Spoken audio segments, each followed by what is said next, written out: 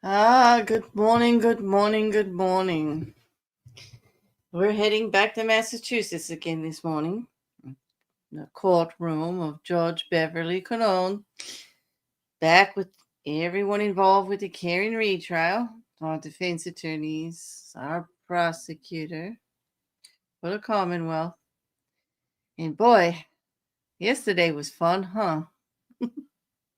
Actually, I'm still trying to think where I stand with this whole ARCA hearing. I thought we would learn more, but we actually did learn a few things when you think about it. I mean, subtle things like deleted texts and signal apps, and none of this is technically illegal. But in Judge Beverly Cannone's court, we now have the third documented defiling of her orders directly by the defense. And I do think it's odd that the witness turned all of the requested information or whatever they had, instead of directly to the court as indicated in the order, directly to Reed's defense, so they again could withhold it. Well, interesting. I will say that, Dr. Rentschler coming up added some interest. Gave me the thought that perhaps wouldn't it be odd if the handsome Dr. Wolf doesn't get to testify, and they do let Arca testify, and only with Dr. Rentschler. And that because of the violations of the court, Mr. Wolf, Dr. Wolf, is no longer invited. Well, I don't know. We'll see, right? Because who knows? Hey, Turtle Moves. Judge Claire? No, not me. I'm trying to think what is Judge Cannone gonna do? What is Judge Cannone gonna do about ARCA witnesses? You have any thought on that, Turtle Moose? Because yesterday just kind of blew my mind. I mean, I understand ARCA not wanting to get involved with a mess between the judge and the defense team. And in a way, I can understand, Dr. Wolf just trying to answer very minimally everything. But the things that he did say kind of just made it a little bit worse for me. How he thinks all of that time spent, hundreds of text messages, was just logistics. He must actually think we're foolish. No one's going to believe that. And now that the text bodies aren't there to actually support it either way, if it was me, I would be banking and weighing more on the side of caution and believing there was stuff there that would be more than logistics. I don't think it takes hundreds of text messages to organize the testimony. And if in the email he was already talking about what he would testify to, it just stands to reason that 100 text message afterwards would absolutely contain the same kind of information. Because how he actually thinks providing his outline and saying we could talk about this or we could not talk about that, whatever you prefer, is logistics to the test of just to scheduling is beyond me. I mean, that's a little dumb. It's obvious that they were paid, and that's the issue, that they weren't neutral. The original reporting that they did for the Department of Justice, they were neutral then. Once they were contacted by the defense, once billable hours became evident, they weren't anymore. And here's the thing, now that they want to do additional testing, how, in what light, and under what reasonable pretense could they state that they're neutral? Because they're not anymore.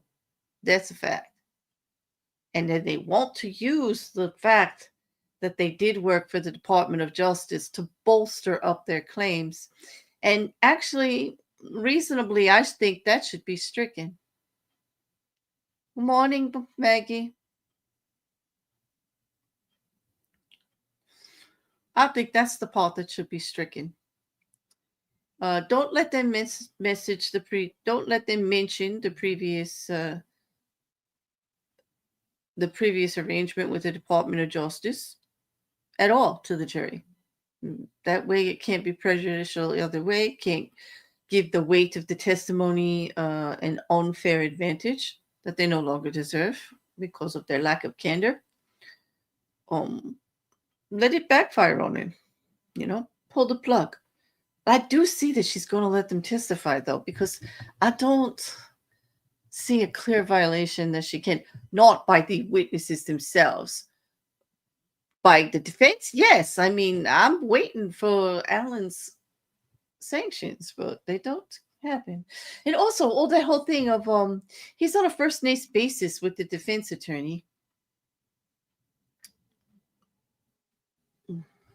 Everybody thought it was a gotcha when Hank Brennan said, well, what would you call me?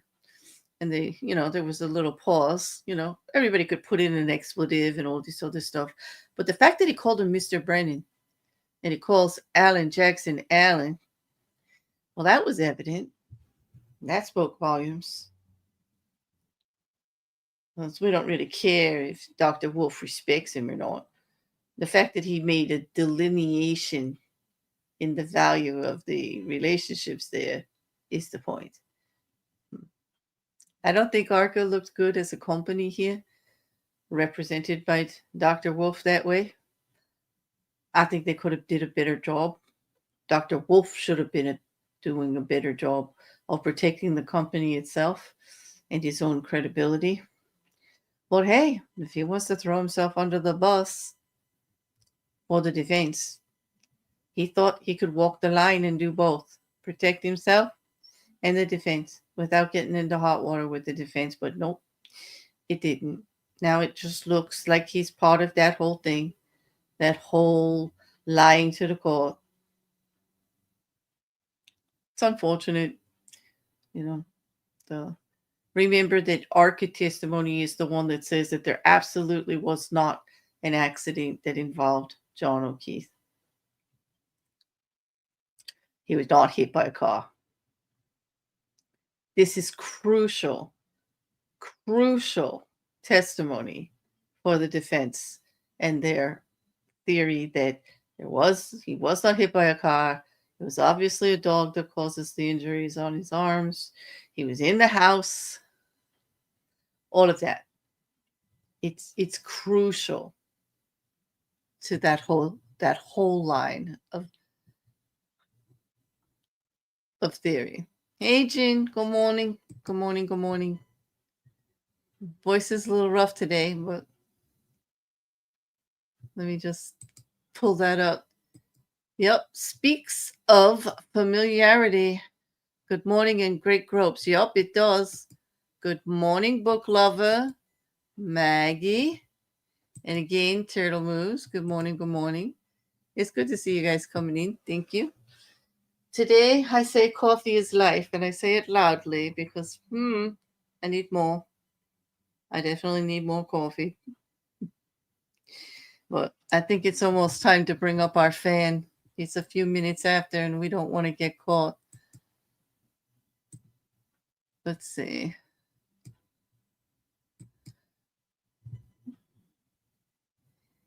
Eek. Hello, fan. Nice to see you in good shape this morning. There we go. Yeah, you're right, though, Jen. It was too familiar for me. I mean, it's not that they don't call each other by first names, but when you're being put under scrutiny there in the court, it just seemed like a bad move to me. Unnecessary.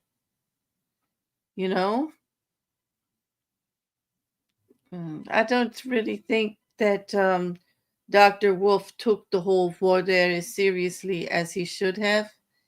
I do think he was dancing on that line a lot on information. And unfortunately, it didn't come off very good. A lot of a lot of people on the socials like were shocked at how aggressive Hank Brennan is.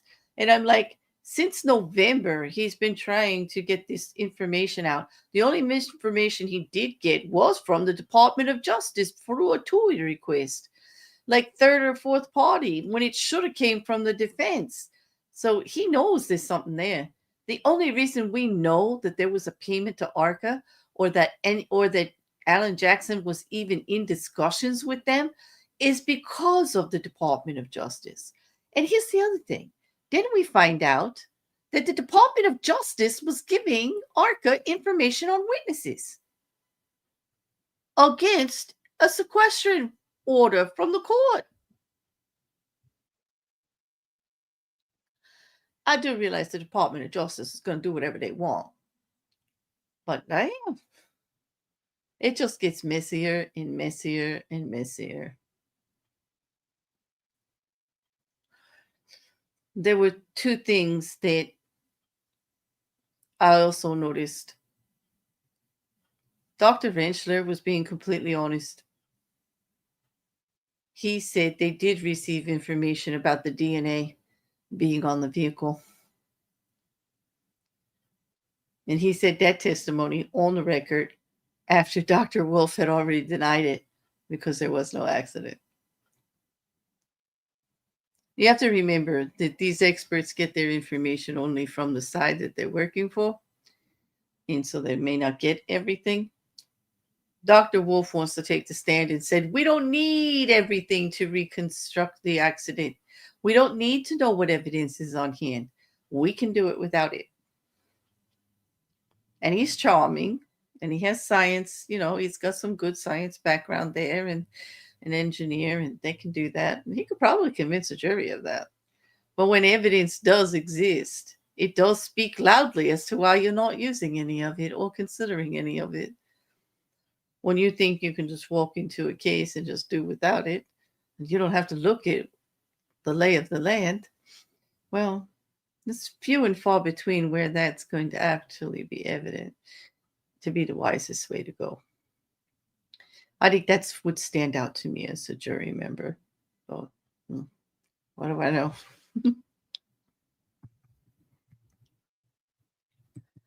Court should be considered part of their office. Try to be professional people. You would think so. Well, you know what they say, get in bed with the devil, and then you've got devilish notions. I just seem to just notice a pattern here. That whatever Alan Jackson touches seems to get slimy. Just saying. That's personal opinion. Doesn't have anything to do with the case. I'm just what I see. Like it's just ugh. The difference between not needing evidence and needing to ignore evidence. Exactly, Couch. And that kind of leads to weighing of the testimony in itself, right? On how much credibility and importance they should put on it as a jury member. I think it's important. And I think if these ARCA witnesses, any combination of them come in, because I can see that the defense isn't going to want the honest Dr. Rentschler to testify. He might actually tell the truth. Be more like the malleable Dr. Wolf, because that's what I'm going to refer to him now. He's charming. He's handsome. Damn, he could sell snow to an Eskimo. But malleable, meaning he's going to do what the defense wants. And that's it. He likes his paycheck. It was evident. There's not personal bias there. I don't think he loves the defense. He likes his paycheck and he earns money for his company. I don't know. I could see that the defense might not put up Dr. Rentschler anymore, but I could see perhaps, like I said, wouldn't it be interesting if Judge Cannone says that, well, since there seems to be a bit of coercion here between Wolf and Jackson, and since you deleted the text that would prove it's not true, and I hope she says that, since you actually deleted any evidence that could actually say that you weren't in cahoots together, why don't we just eliminate the issue? And how about Dr. Wolf? You can't testify, but Dr. Rentschler, you can bring the case up for the defense. That way, Karen Reed still gets the defense she wants and gets to use the reporting of ARCA, and all of the testing that they did.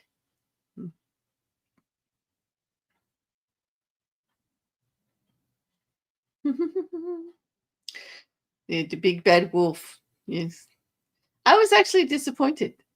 I mean, I knew he was probably a paid shill to begin with, but still, I just thought a molecule of integrity there to protect himself. I mean, that's exactly what he was trying to do. Like, not make it look that bad. Like, try to just shirk it off like it was no big deal. There's nothing to see here. But the more you did it, the more shyster it started to look like, you know?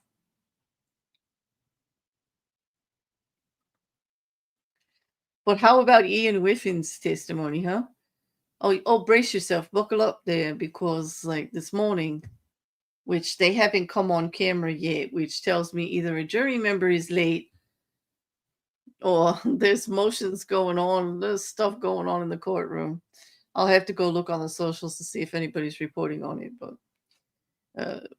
we are going to have the continued cross-examination of Ian Whiffin by, RobertAlessi this morning.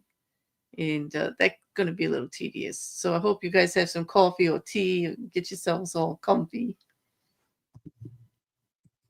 I am kind of glad Judge moved things along. Yes, yeah, because it was going along in circles, right? I mean, Hank was getting out his whatever he could, but she was like, that's it. Like, this is going nowhere there. I've seen all I need to see. I'm done. And I'm glad she pulled rank. But to me, that meant she made her decision, or she was she just didn't feel it was productive anymore. I don't know. Well, we haven't heard anything about that decision yet. Maybe she'll say it when we come in. Maybe that's what they're talking about right now. Hey, Liam. Yep. So let me just see if a banner actually works with this one. Hold on. See. It's not too bad, right? What do you guys think?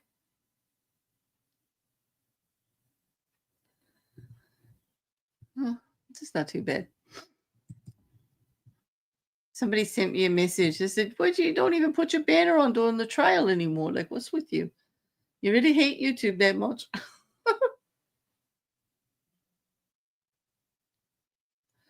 Maybe a little from column A and a little from column B.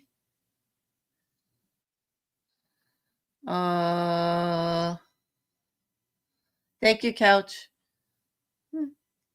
I don't know. Do you wait? I mean, that's what I was talking about before. You are unmuted. Oh, they're back. I'll have to tell you later. We'll see. But if you rewind a little, I was talking about maybe Rentschler being allowed to testify and Wolf being shoved over because of the obvious coercion.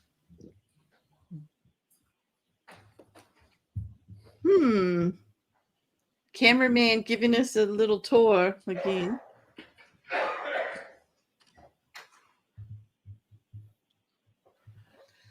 Oh, the slow tour.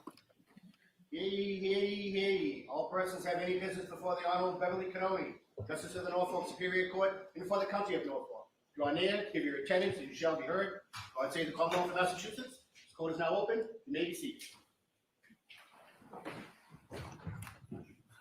Good morning, counsel. Good morning, Ms. Reed. Good morning, jurors. Good morning. I do have to ask you those same 3 questions. Were you all able to follow the instructions and refrain from discussing this case with anyone since we left yesterday? Everyone said yes and nodded affirmatively.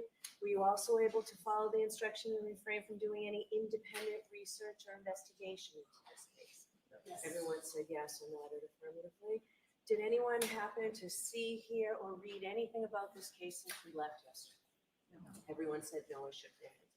Before we start, at the end of the trial, when I give you your instructions, I'll explain to you what a stipulation is. But essentially, a stipulation really is just something, a fact that the lawyers agree to. So what the lawyers want me to tell you, what they agree with, is that last Friday, when we were on our view at 34 Fairview, you may have seen an object in the front lawn. It looked like a rock.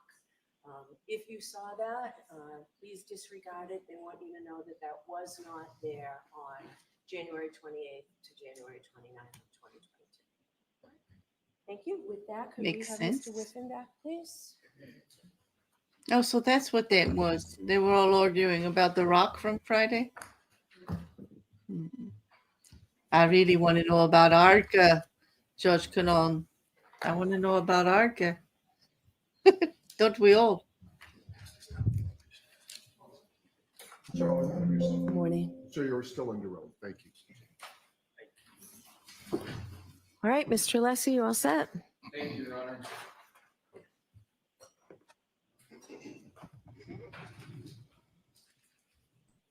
May I approach? Whiffin? Yes. Thank you.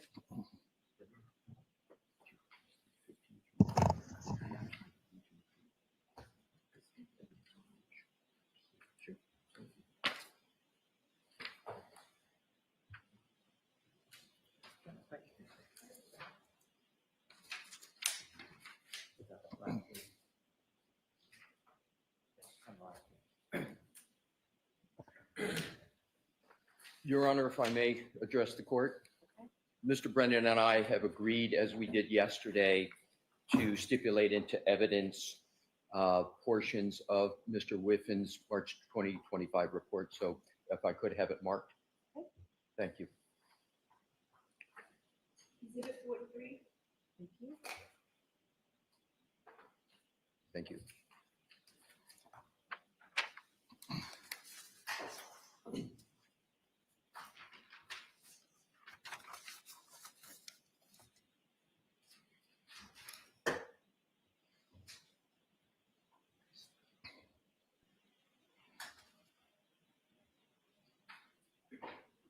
May I, Your Honor? Yes. Thank you. Morning, Mr. Whiffin, Good morning. and welcome back. Thank you.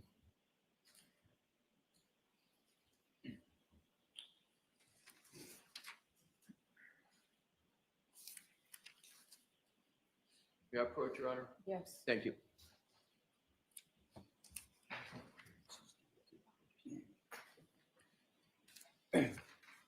Thank you. Mr. Whiffin, I just handed you, which is in evidence as Exhibit 43, and this is a portion of your March 2025 report.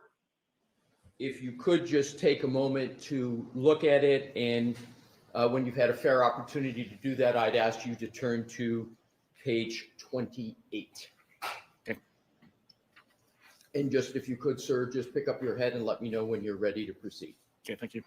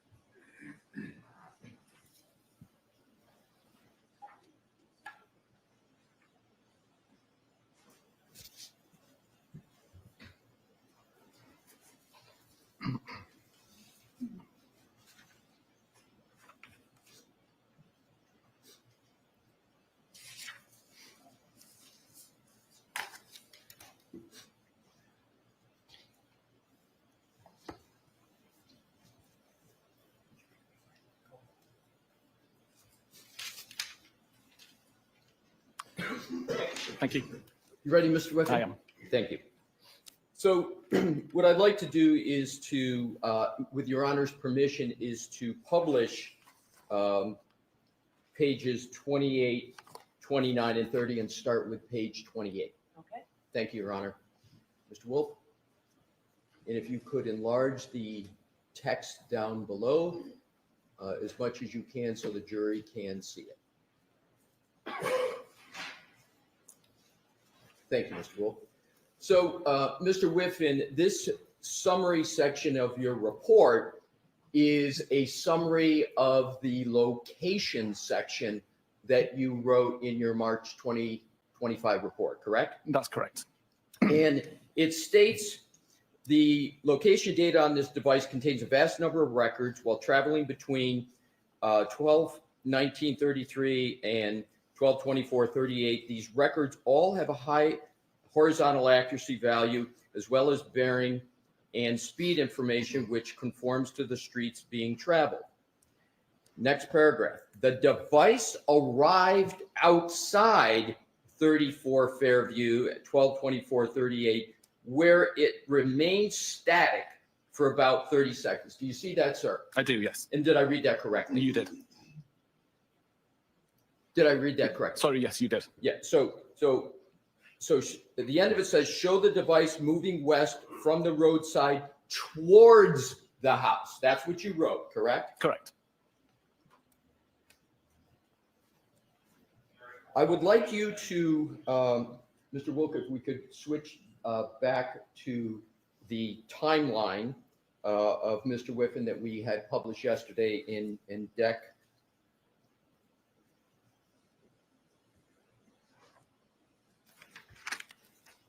79. Mr. Whiffin, if you could please, we just read that portion of your report that says at 25:30 the device bearing shifts to a westerly direction as location records also show the device moving west from the roadside towards the house. Did you put that in your timeline? I did not. It's kind of important information, isn't it? I believe with the declining accuracy, the value that those records provided was more limited. But it was important enough for you to write it in your report, but you didn't put it in the timeline, correct? Correct. Now, if you could continue on your report, page 29, Mr. Wilk, if we could put, and we're going to be flipping back and forth between the timeline in your report. Okay. If we could go to page 29, enlarge it, the text, so the jury is able to read it along with us. We're going to start from the top.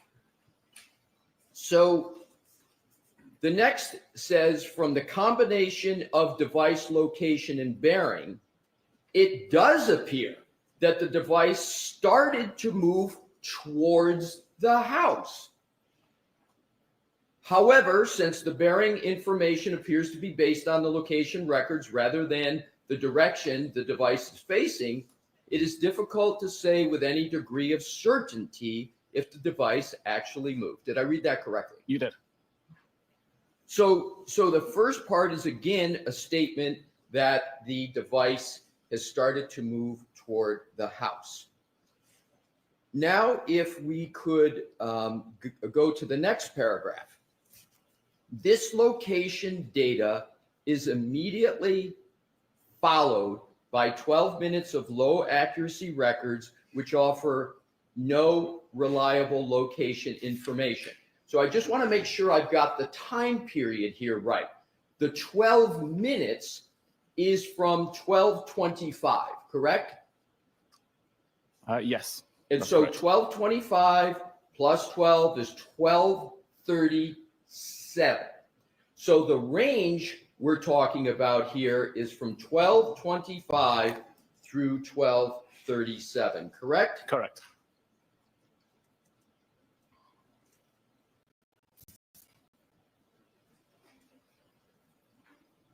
Then, if we could go to, Mr. Wolk, please, back to the timeline, slide 82.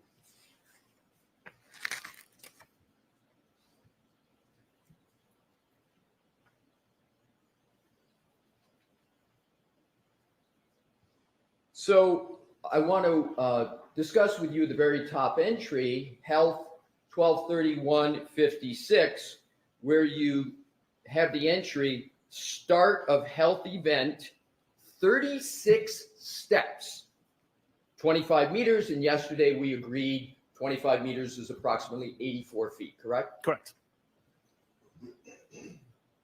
And that is what you have in the timeline. Let's understand what that means. At that time period, 12/31/56, do you recall writing in a March 2025 report that the device began moving for a period of 20 seconds? Related to the location data, I believe. Yes. Yes.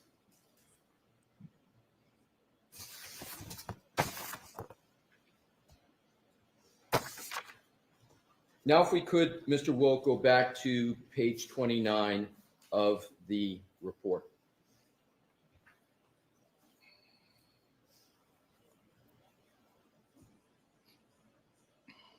So what I want to do is go back to that paragraph up at the top from the combination of the device. From the combination of device location and bearing, it does appear that the device started to move toward the house.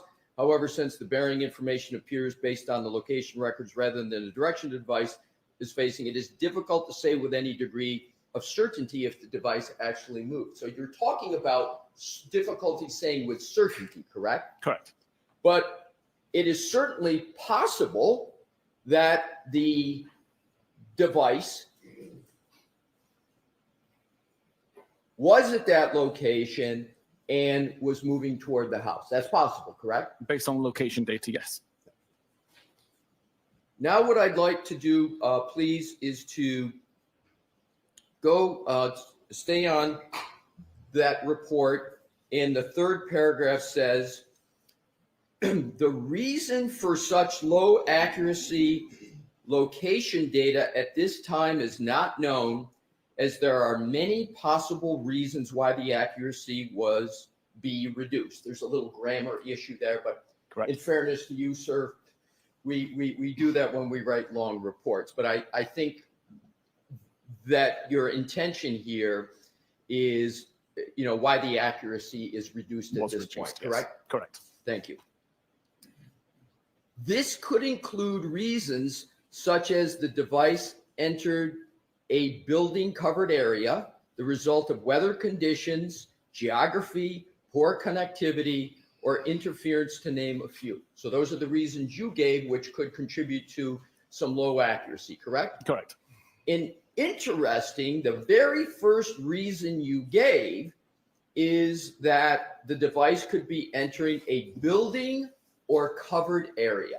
And that phraseology could include a house, correct? Correct. It could include a garage attached to the house, correct? Correct. And it could include the house at 34 Fairview, and it could include the garage attached to the house at 34 Fairview, because both of those are buildings or covered areas, correct? Correct. Then you go on in the next paragraph to say it is known that the device was not being used at this time, and is this time that include that 12:37, 12-minute range, 12:25 to 12:37? Yes, it was not being used for location purposes. Right. So that's another reason why, right, the accuracy could be a little bit on the lower side. Correct. Now, the next paragraph says, at 12:38:13, when the device begins recording higher, and that's relative to what it was recording before. It's not that it's high, but it's higher than what it was just moments before. Correct.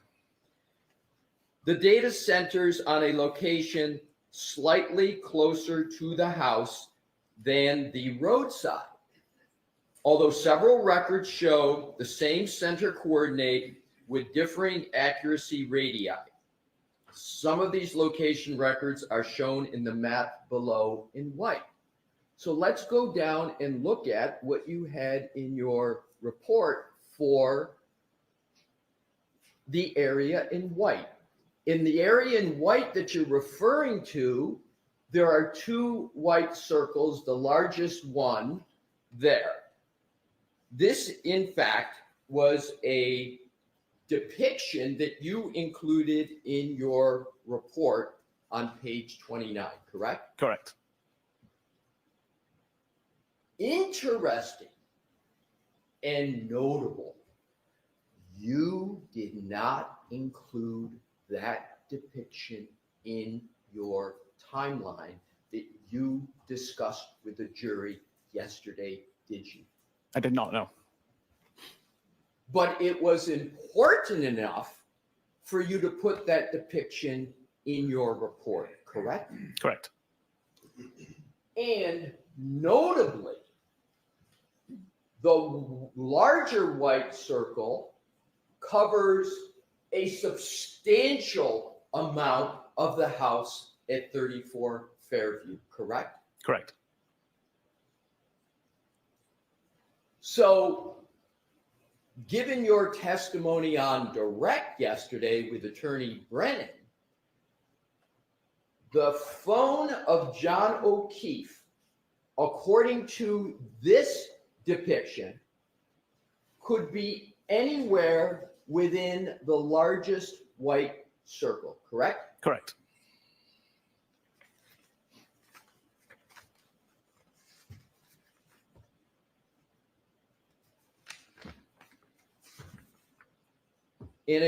And this depiction was not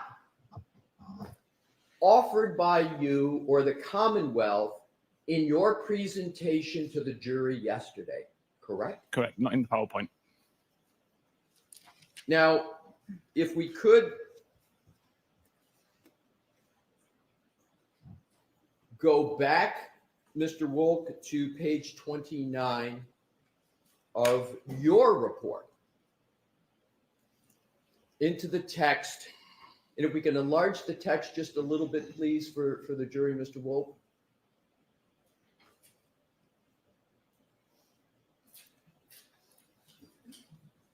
So the paragraph that begins with at 12:38:13, when the device begins recording higher accuracy information, again, the data centers on a location slightly closer to the house than the roadside, although several records show the same center coordinate with differing accuracy radii. Some of these location records are shown on the map in white below. And I repeated that just to connect this part of the text to that diagram with a big white circle. Have I done that correctly? Yes, correct. Thank you, sir. The next paragraph. Over the next few hours, the GPS coordinate and the associated accuracy radius jumps around numerous times between the house and the road. Did I read that correctly? Correct.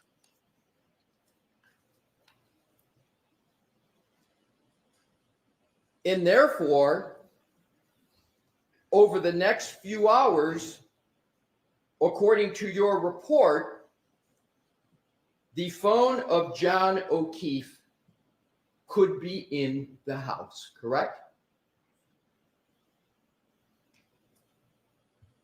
Based on the low accuracy information, yes. The answer is yes. Yes. The next paragraph. Well, we'll stop there for a moment, and I would like to, Mr. Wolf, go down, scroll, please, to that diagram that's right below that text again.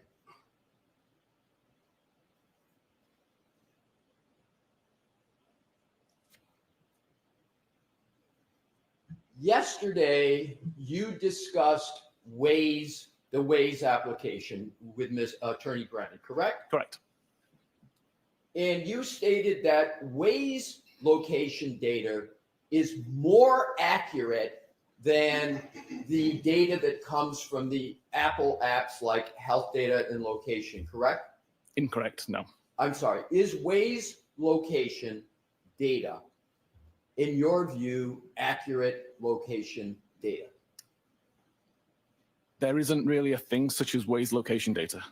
I'm having trouble hearing. Waze location data doesn't really exist. Waze is requesting location data from location services, and location services would respond with high accuracy information. Okay, I appreciate that correction. So when someone is using a Waze application, is the information they get through that Waze app accurate? It tries to be accurate, yes. And as a general matter, is the Waze application more accurate than the Apple information regarding location? It's the same thing. It's the same thing because it's coming essentially from the same source, correct? Yes, Apple provides that information to Waze. Right. So you had testified yesterday that at a certain point, the Waze application ceased functioning, correct? Correct. But just because it ceased functioning, the Waze, the Apple applications were still taking effect, and that's why you could make this depiction on this item that is on the screen now, correct? Correct. If we could, Mr. Wolk, go to page 30.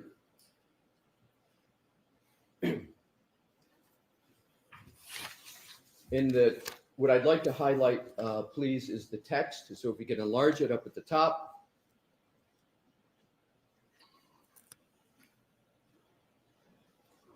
So you then state, while location data from this data source, cache SQLite, is usually able to identify the location of the device with a high degree of accuracy and reliability, these records are so close that making a distinction between the device's actual location on the front garden is impossible, correct? Correct.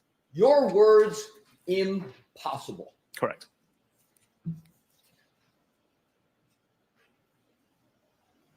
Did you provide any of the information in that paragraph in your timeline or to the jury in your direct testimony yesterday? Not in the PowerPoint, no. Next paragraph. If the location records are limited to just the records between 0025, which is 12:25, and 6 a.m. and with an accuracy radius of 10 meters or less, there are 46 records, all of which fall within the red circle shown below. Go ahead, Mr. Wolk, if you could scroll down. And that is the only depiction there that you included in your timeline yesterday, correct? Correct. So you took one of two depictions in your summary of the location, this one, in terms of your timeline presentation, correct? Correct. Now, in terms of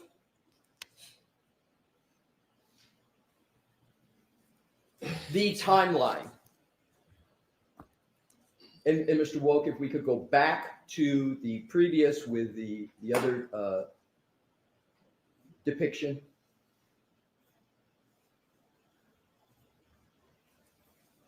It's on page 29. If we could enlarge that depiction, please. So you testified that the flagpole in the fire hydrant are more down toward the small black circle. Is that correct? That's my understanding, yes. And yesterday, you rendered an opinion that you believed that the phone was mostly in the location by the flagpole in the fire hydrant, correct? Objection. I'm going to see counsel at sidebar for a minute, please.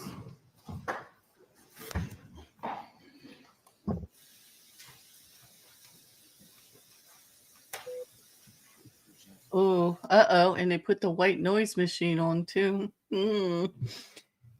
wonder what that is about. Now, the defense very much rests their whole theory on the fact that John O'Keefe was in the house. So, of course, they're going to use everything that they can to pick apart anything to lean it that way.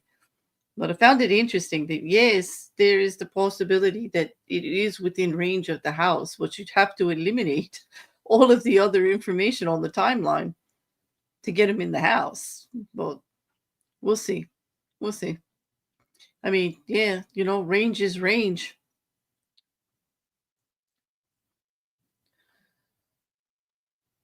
I think it's about, Liam, I think it is about that, about opinion. I think they're going to be they're talking. Yeah. We'll see what it was about if they tell us. Yeah.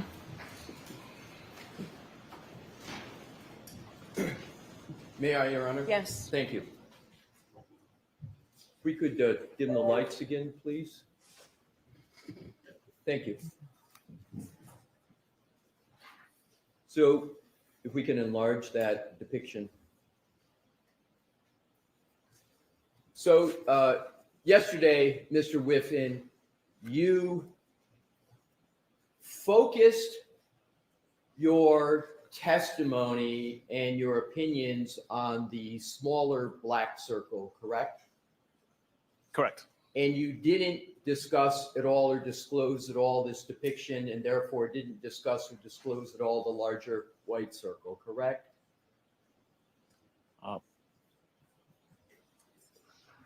Not when discussing my overall opinion. Right. Yeah. So the answer is no. Right. So the fair way to interpret, and this is what you put in your report, this is your depiction, is that, and based upon what you said yesterday, the phone could be at the very edge of the top of the circle, correct? Correct. And the phone could also be at any point, so you can, in theory, put a phone anywhere around the very edges of that entire circle, correct? There's caveats to that, but yes. Well, I'm just asking you that according to your testimony yesterday in this depiction, the phone could be anywhere in that location, yes, within the area of that white circle. Correct.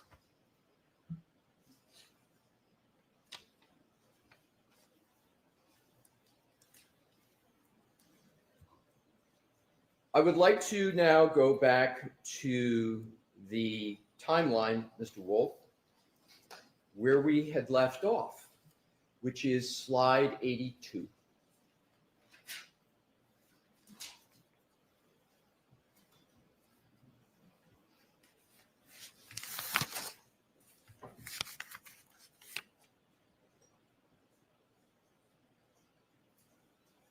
And at the very top entry, you have health, time 31:56.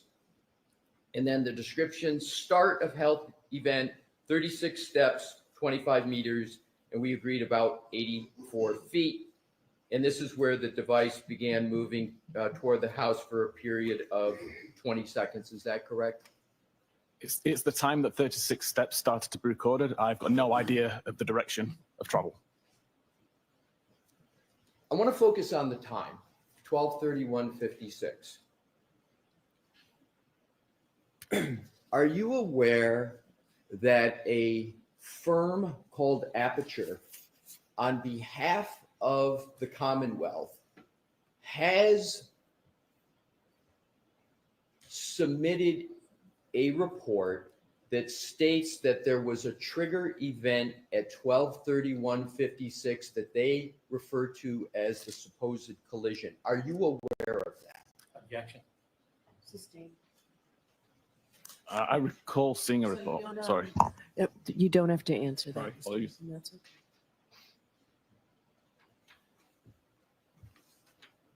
Mr. Whiffin,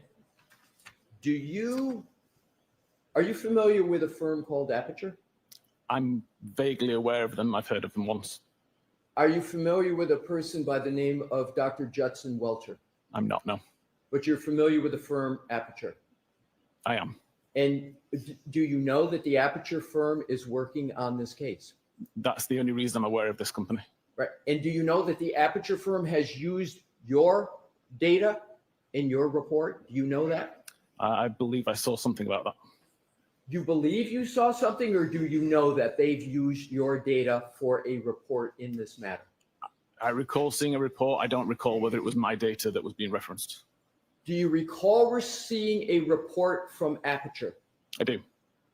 So you reviewed a report from Aperture. Several months ago, yes. And did you read the whole report? It was a PowerPoint presentation, I believe. Yes. Yes, I reviewed it. And you recall reading that entire PowerPoint presentation? I don't recall what it said, but I remember reading through it. Fair enough. Do you remember, as you sit here today, reading about a trigger of a number 1162-2? Do you recall reading that? I recall seeing reference to a trigger event. What did you understand the Aperture firm that's retained by the Commonwealth, what do you understand they meant by trigger 1162-2? Objection. Sustained. Do you recall the specific slide that discussed a trigger? Objection. Do you recall that, Mr. Whiffin? Very vaguely. Would it help your recollection if I showed you a slide from that report that you said you reviewed to refresh your recollection? All right, so why don't I see counsel at sidebar? Bring that with you, Mr. Alessi, please.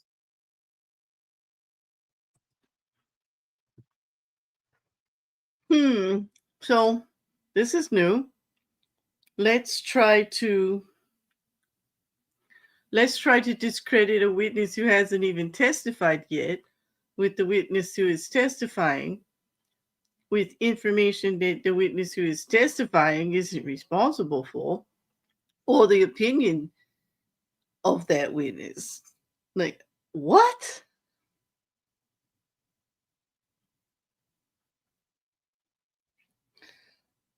Yeah,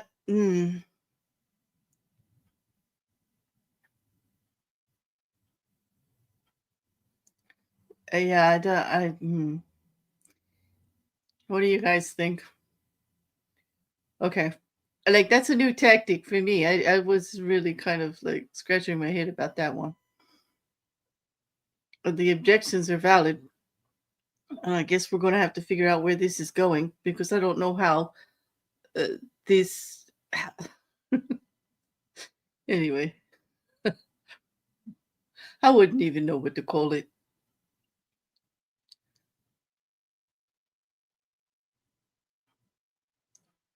Holy bloody sidebars. Yes. Yes, Jean. Yes. Like, how many sidebars, Mr. Alessi? How many sidebars? At least she's not cutting them off today. Like, she gets a little impatient because he goes on and on. It is poisoning the well, Liam. And the other witness hasn't even testified yet. So the jury has nothing to compare it to. Here's the thing. Alessi's talking about information that hasn't even been presented to the jury yet. It's not been technically entered into evidence in the courtroom or been presented to the jury in any manner. This is wild to me. I would be like, if I was a jury member, I'd be like, what is going on here? But then again, is it just their intent to muddy the waters? Now the jury's wondering, what are you trying to hide from us? Nothing. They just haven't even presented that yet.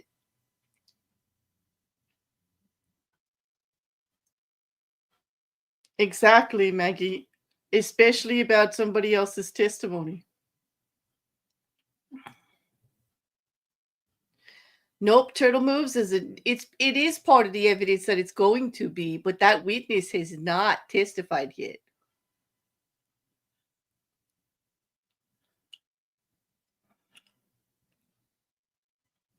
Yeah, everybody's asking me. You all have the same question.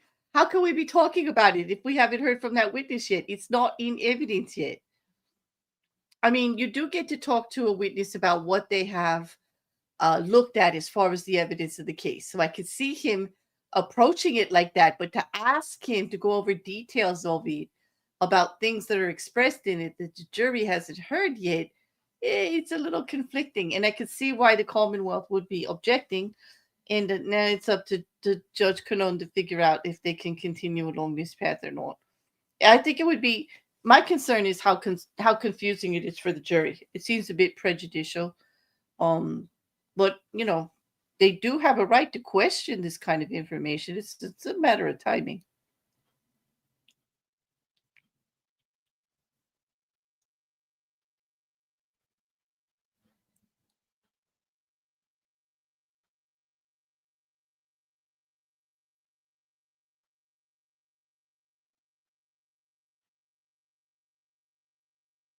It's because it's unfair to actually ask this witness to submit the aperture report in right now when he is not of any concern on what's in it. He doesn't even know that they used his information. He was like that, not concerned with that information in regards to what he was doing for his reports.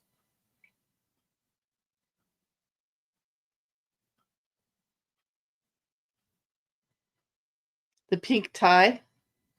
Oh, on the I don't know. Is I'm trying to figure out what that man is doing. Is he part of the media feed, or is he part of the court reporting? But it does stand out. You're right, Reg, the pink tie, along with the John O'Keefe brothers' rather corally shirt today.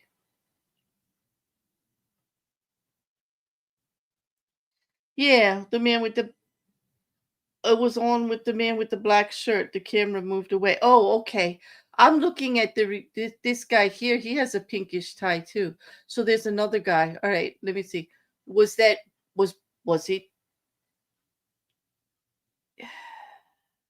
No, that's not Mr. Wolf sitting there. That guy's been there every day, Liam.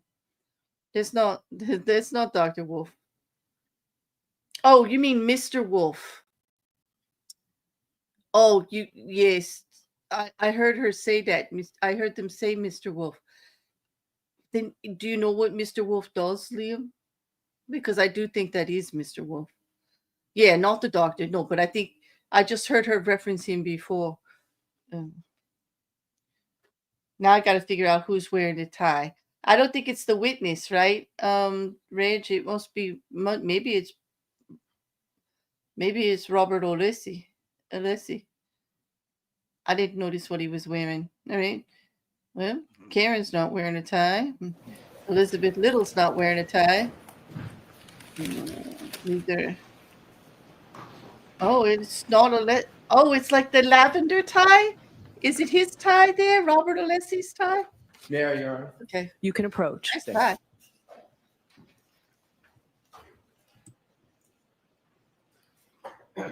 Mr. Whiffin, I'm handing you this. Brennan. I'm handing you this document. Thank you. May I stand by the witness? Sure. Tell me when you've had a fair opportunity to take a look at that.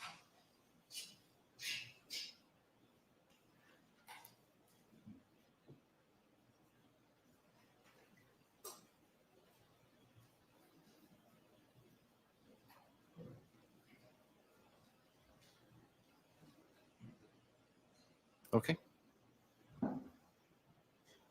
Thank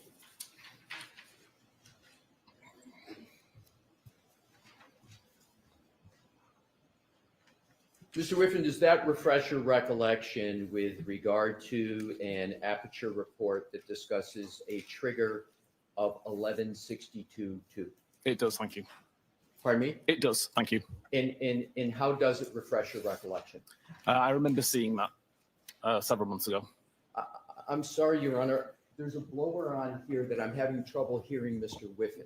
If you, sir, could bring the mic, it's not your fault. If you could bring it and speak a little louder, I'd appreciate it. Yeah, I recall seeing that as part of the report that I read 2 months ago. And you recall the time of 12:31:38 now, correct? Correct. Let's go back to your timeline.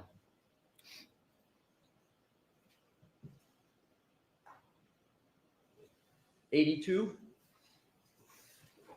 So you just spoke about a trigger 1162-2 associated with a time of 12:31:38, and we are now at the timeline of 12:31:56, correct? Objection. Sustained. We are now going back to the timeline, deck 82, and you see up at the top where it says health 31:56. You see that, sir? I do. And then it says start of health event, 36 steps, 25 meters, which we have said is 84 feet or so. And this is when the device begins moving, correct? Correct. And that is after the trigger of 1162-2, correct? Objection. Sustained. Let's go to the next entry on the timeline, which is 12:32:03. You see that? That's Doppler. I do. And then you state pocket state cleared. Is the phone at that time in a pocket? It's impossible for me to say. I can say that the camera was blocked, but I don't know what was blocking it. You're saying at this point the camera is blocked? It had been blocked, and at that point, it became unblocked. So at this point, it became unblocked from a previous block status, correct? Yes. Does there have to be some human manipulation of the phone at 12:32:03 for that to happen?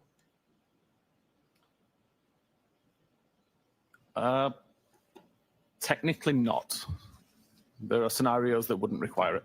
Is it more likely than not that there had to have been some human contact in action for this pocket state clearing event to occur? Yes. 12:32:04 is the next. It's a type unlock. Device unlock with Face ID. You see that, sir? I do. Is there some human action that has to occur for the device to unlock with Face ID? Typically, you must be paying attention to the phone. I'm sorry, sir. You must be paying attention to the phone, assuming that that setting's enabled. So someone had to be looking at the phone. Yes. At 12:32:05, application focus. What does that mean? That the messages application was at the foreground of the device being used. Next entry, 12:32:06. We discussed this, it says read message, pull behind me. And that is associated with a Jen McCabe. It's the Jen McCabe message of 31:47, correct? Correct. And does a human have to be reading that for that entry to be made? The message needs to be on screen. If the conversation with Jen McCabe was already on screen when the device was unlocked, then that message would automatically be considered read. Next entry, app lock, 12:32:09, end application focuses messages, and then it says device locked with lock button for the last time. That requires human interaction with the phone, correct? Correct. And it actually requires somebody to take the cell phone and press the side button to do that, correct? It does, yes.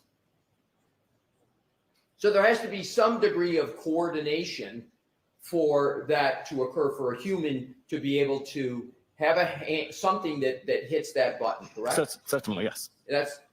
Do you understand what the term fine motor skill means? Do you Yes. understand that? And would that person have to be using fine motor skills to do that? Yes.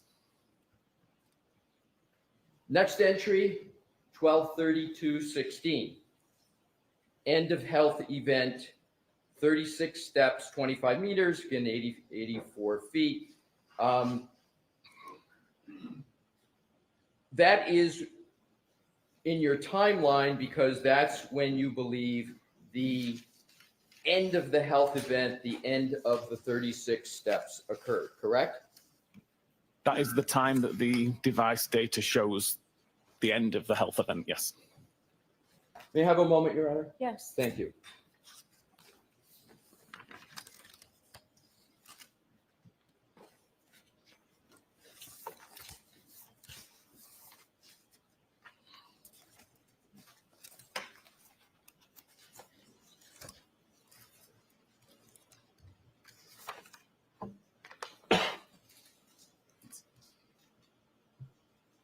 Do you need the light, Mr. Alessi? Yeah, that would be helpful. Thank you, Could Your we have the Honor. lights, please, Dave?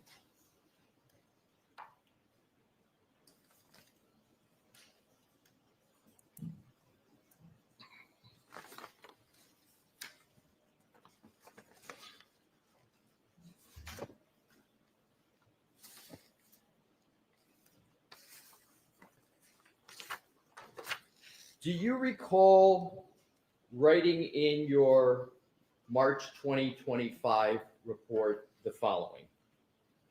The final health activity of note on John's phone can be seen to have occurred between 12:31:56 and 12:32:16, during which 36 steps were recorded, covering a distance of 25.4 meters, again, that 84 feet, according to healthdbsecure.db. Do you recall writing that? I do. And you used in your report 36 steps were recorded covering a distance of 25.4 meters or 84 feet, correct? Correct.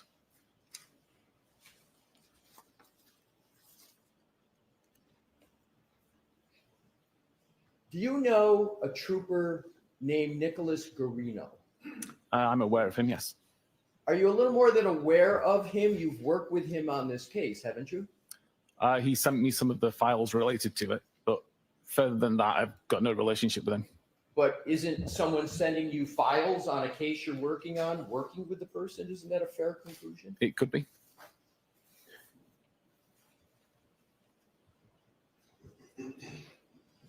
Do you recall reading any reports of Nicholas Garino?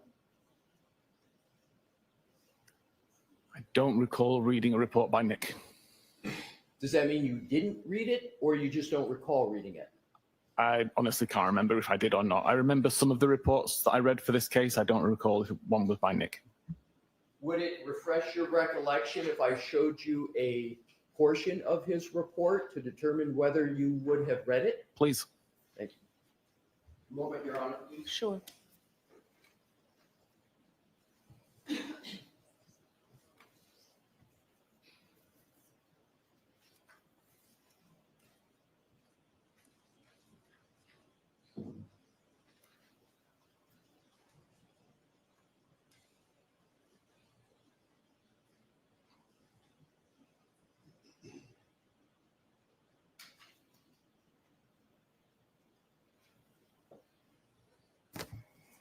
The long dramatic pause.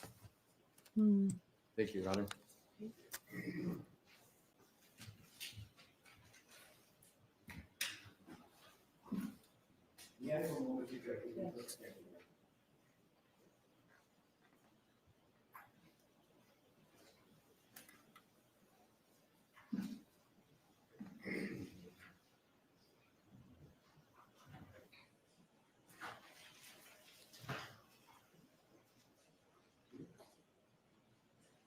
May I approach, Your Honor? Yes. Thank you.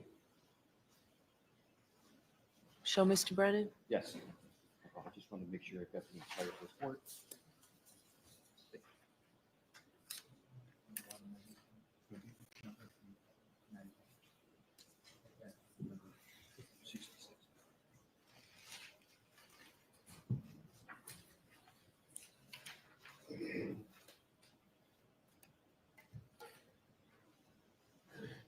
Mr. Whiffin? Thank you. May I stand by the witness, Your Honor? Thank you. I am providing you with a document, and I would ask if that refreshes your recollection as to whether you've read a report of Mr. Garino. A report or this report? This report. Thank you, Your Honor.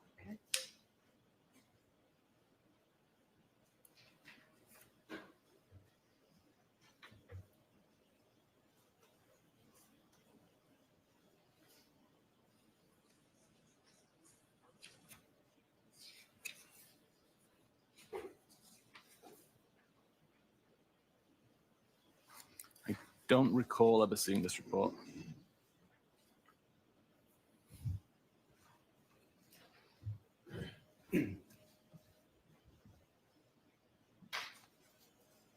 Have you ever had any conversations with Trooper Nicholas Garino? Very briefly. But you had, the answer is yes. Yes. Did Trooper Garino tell you that he measured the distance from the flagpole to the front door and it was 72 feet? Did he ever tell you that? Sustained. Did you ever have a conversation with Trooper Nick Garino about the distance from the flagpole to the front door of 34 Fairview? Maybe.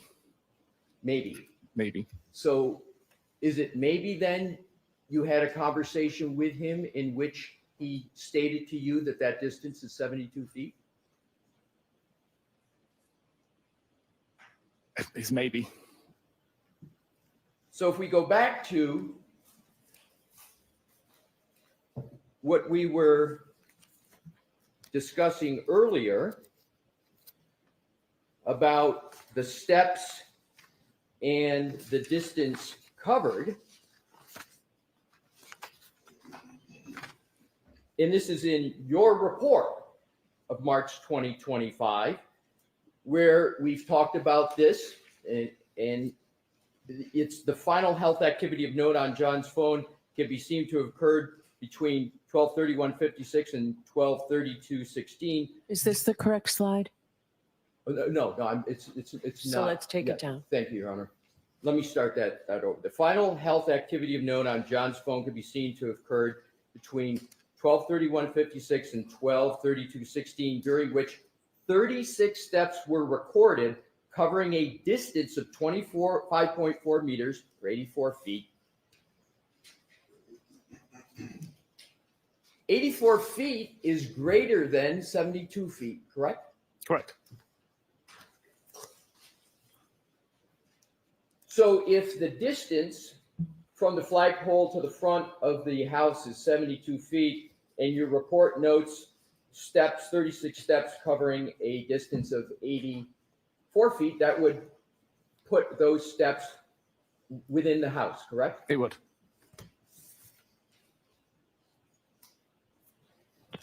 Let's continue on with the timeline.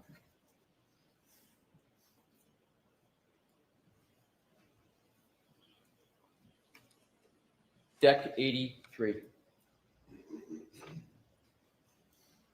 We now have Doppler 1233:14, and then Doppler pocket state. Do you recall in your report adding a word to this that your report said pocket state detected? Do you recall writing that? More than likely, yes. Yes. But the detected word is not on that slide, is it? It's not, no. What does pocket state detected mean? There was an active check by the Doppler function, and it detected that it was in a pocket state.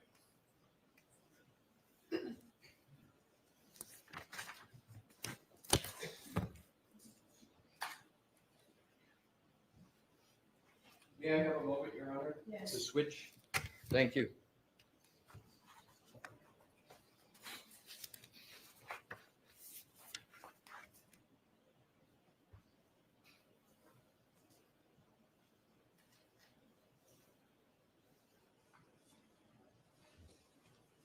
Thank you, Your Honor.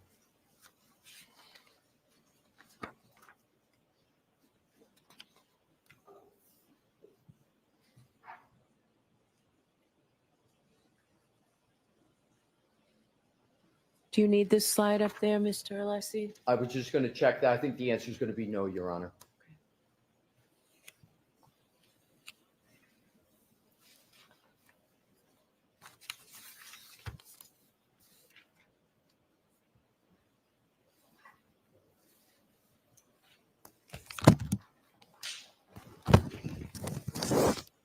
I would now like to change gears a bit and go to temperature with an iPhone. You recall that discussion in your direct testimony. I do. Thank you.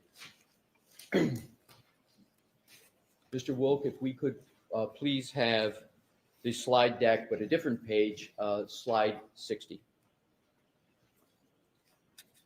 And just tee it up, but please don't put it on the screen yet.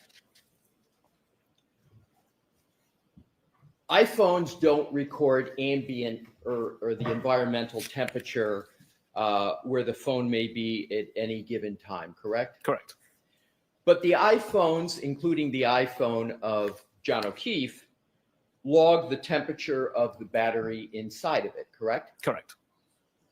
And as a result of that function, examiners and folks like you can use the battery temperature of an iPhone to identify increases or decreases in temperature within the environment that the iPhone is physically located in. True? I believe so, yes. And that's right out of your report, right? Your March 2025 report makes that very statement, correct? Yes.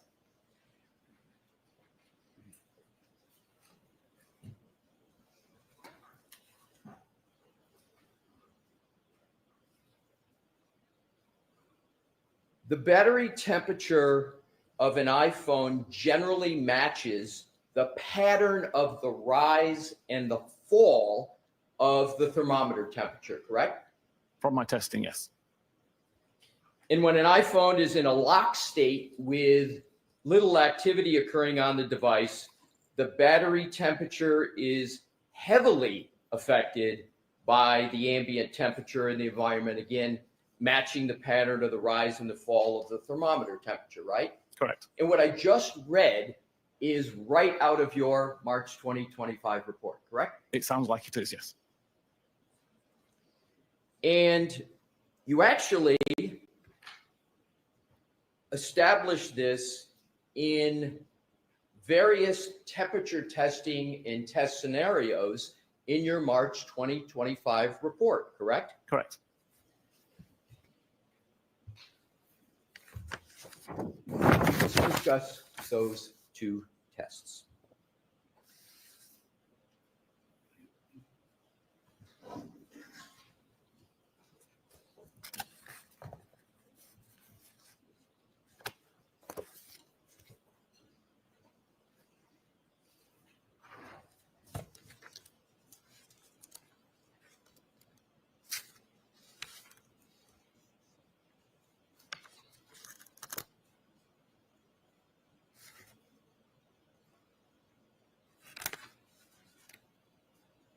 You had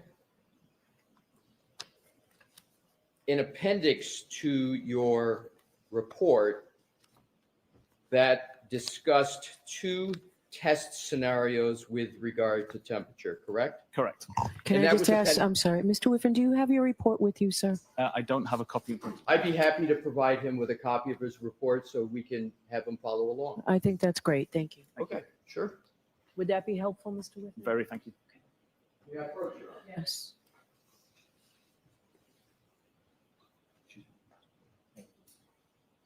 May I, Your Honor? Yes. Thank you. There you go. And Mr. Whiffin, feel free at any time to reference that report. Thank you. And if you could, turn to page 77.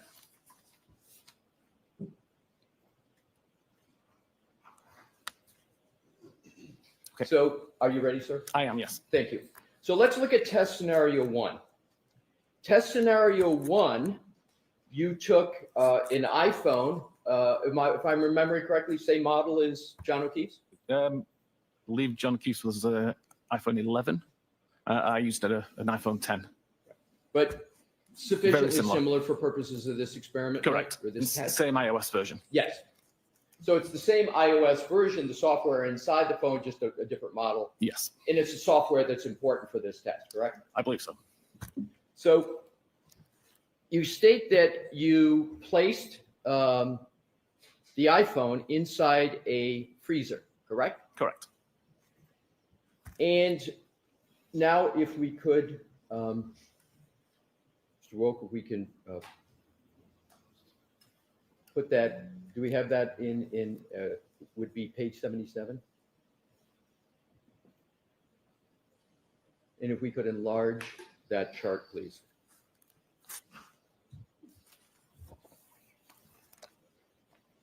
Enlarge it just a little bit more.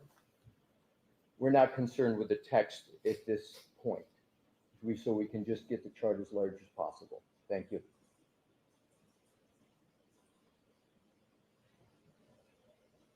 Thank you. So what I'd like to do is focus on January 29th.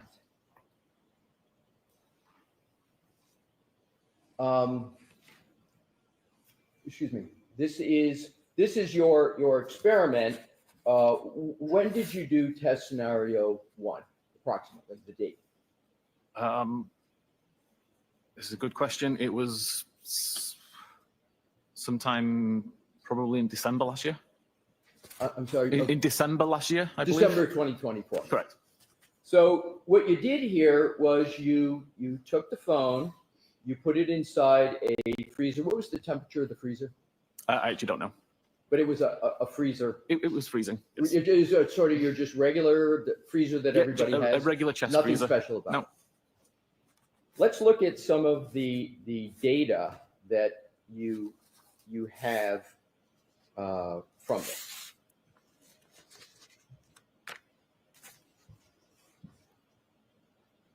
Let's start at the 1710 time frame, where it's placed in the freezer, and you've got, and we're going to go with Fahrenheit, if that's okay with you. Of course, yes. Thank you. 73.4 degrees, correct? Correct. And then if you go all the way down to the 1725, which would be 15 minutes, correct? Correct. Can you state what the drop in temperature is of the battery temperature in just 15 minutes in a freezer? Approximately 50 degrees Fahrenheit. So it drops 50 degrees Fahrenheit in just 15 minutes. Correct. And is it fair to say that if you do the math, that's about a little over 3.5 degrees per minute?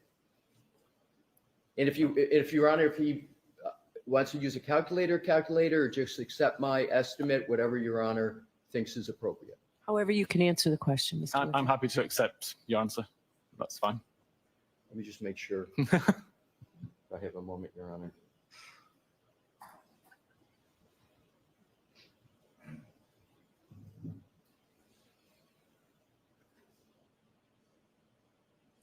.33, would that sound fair, sir? That sounds fair. So it's about 3.3 degrees Fahrenheit per minute drop, correct? Correct.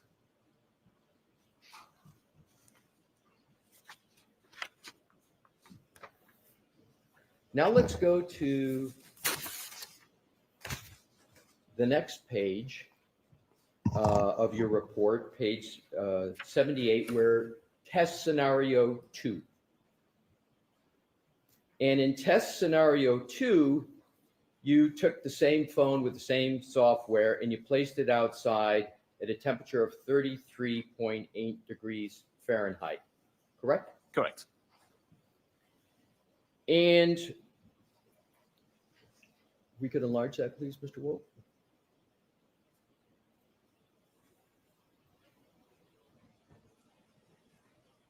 And if you could just scroll up, well, if you just leave it there, it's fine. So if we take the time that we start out with a control temperature, and then we've got a battery temperature at 9:02, And this is the battery temperature of the iPhone, correct? Correct. And we've got 66.2 degrees Fahrenheit, correct? Correct. So is it fair to call that a baseline for purposes of what this chart is? The device had already been outside for 2 minutes at that point, but yes. Okay, so we'll just refer to 66.2. And then if we go from 9:02 down to 9:15, a period of 13 minutes, correct? Correct. So at 33.8 degrees and 13 minutes, what is the drop in temperature in degrees? What's the drop? Sorry, between the 9:02 and the 9:15? Right. So does it go from 66.2 to 35.6? It does. And sir, so I don't have to have you do a math on the fly. I've calculated it, that drop at 30.6. Does that sound about right? That sounds correct, yes. So you got a drop of 30.6 degrees in just 13 minutes at an outside temperature of 33.8, correct? Correct.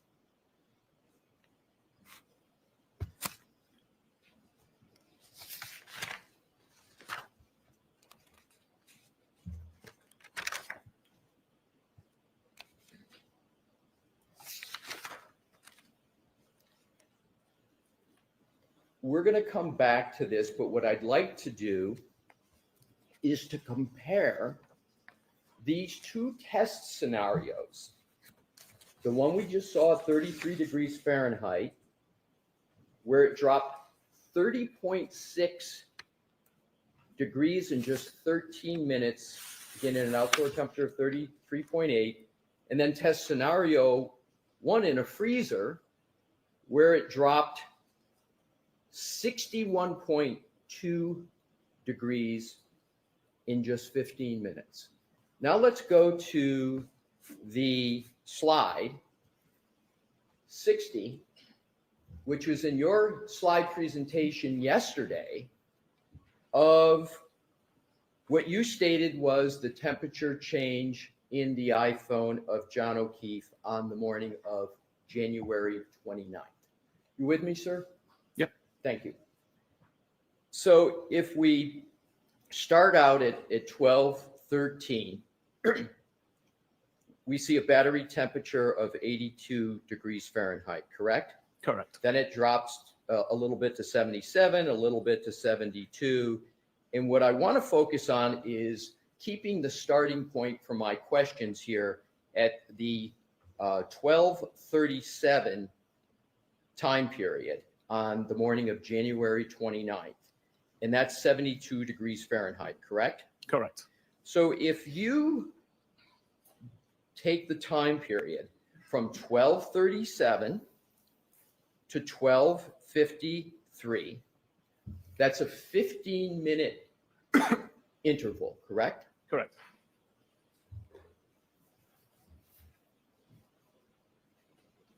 The phone only drops 11 degrees Fahrenheit in 15 minutes, correct? Correct. If you then go to 12:37 and give it a little bit more time, down to 1:36 a.m., the temperature, and that's just about an hour, right? Correct. And the temperature drops from 72 to 50, only 22 degree drop in an hour, correct? Correct. Now, if you compare this chart in the drop in temperature, for example, 12:37, 12:53, in 15 minutes, it's only dropping 11 degrees, to your experiments, where with the first scenario with the freezer, it dropped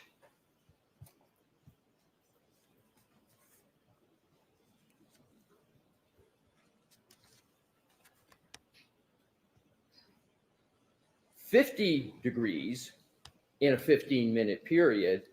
Is it correct to say that there was a much more dramatic drop in temperature in your test scenario 1 than what actually occurred on John O'Keefe's phone for the time period we just covered in January 29th? Yes. And then with regard to even test scenario 2, where the temperature is 33.8 degrees, that's the ambient, the outdoor temperature, Correct. right? At that temperature, just above freezing, you've got a, Sorry, that's below freezing. I'm sorry, It's below freezing. what is freezing in Fahrenheit? I don't know, but it's 0 degrees Celsius, Right. and it was -5 degrees Celsius at the time. Right, but would you agree that, and I want to be fair to you because I know you use Celsius more Yes. than Americans who use Fahrenheit, but would you agree that 32 degrees Fahrenheit is the freezing point in Fahrenheit? I honestly wouldn't know. Okay, fair enough. So in any event, in your experiment at 33.8 degrees Fahrenheit, you're getting a drop in your experiment in 13 minutes of 30.6 degrees, right?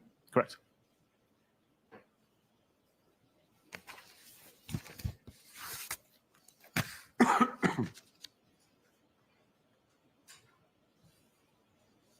But much less drop in temperature on slide deck 60 of the actual iPhone of John O'Keefe on the morning of January 29th, correct? Yes, correct.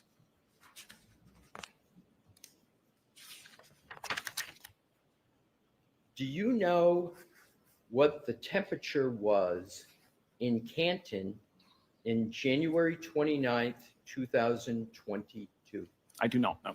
Don't you think that that would be an important piece of information in analyzing where the phone of John O'Keefe was on the morning of January 29th?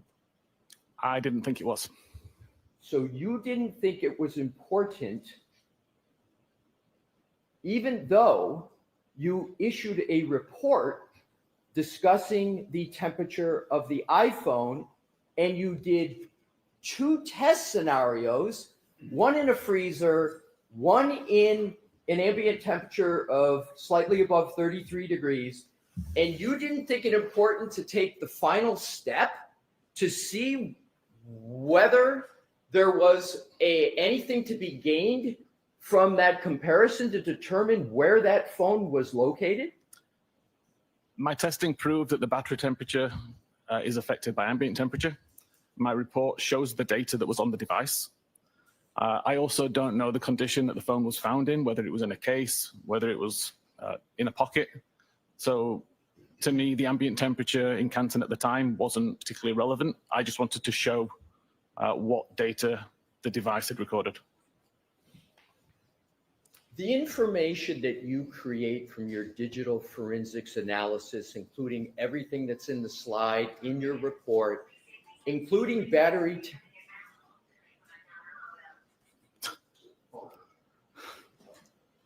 You want to say, sir? I'll go back to the question.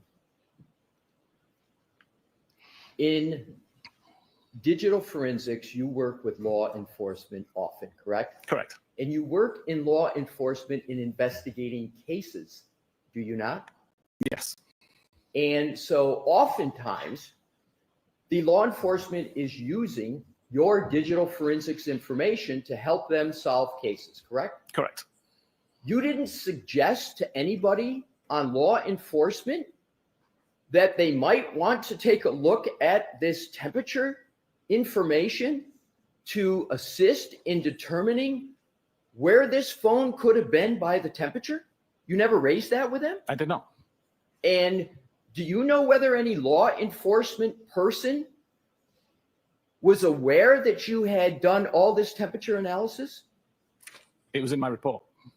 So you create a report as part of this case, and you deem the temperature important enough to do 2 test scenarios, important enough to put it in a slide presentation to this jury.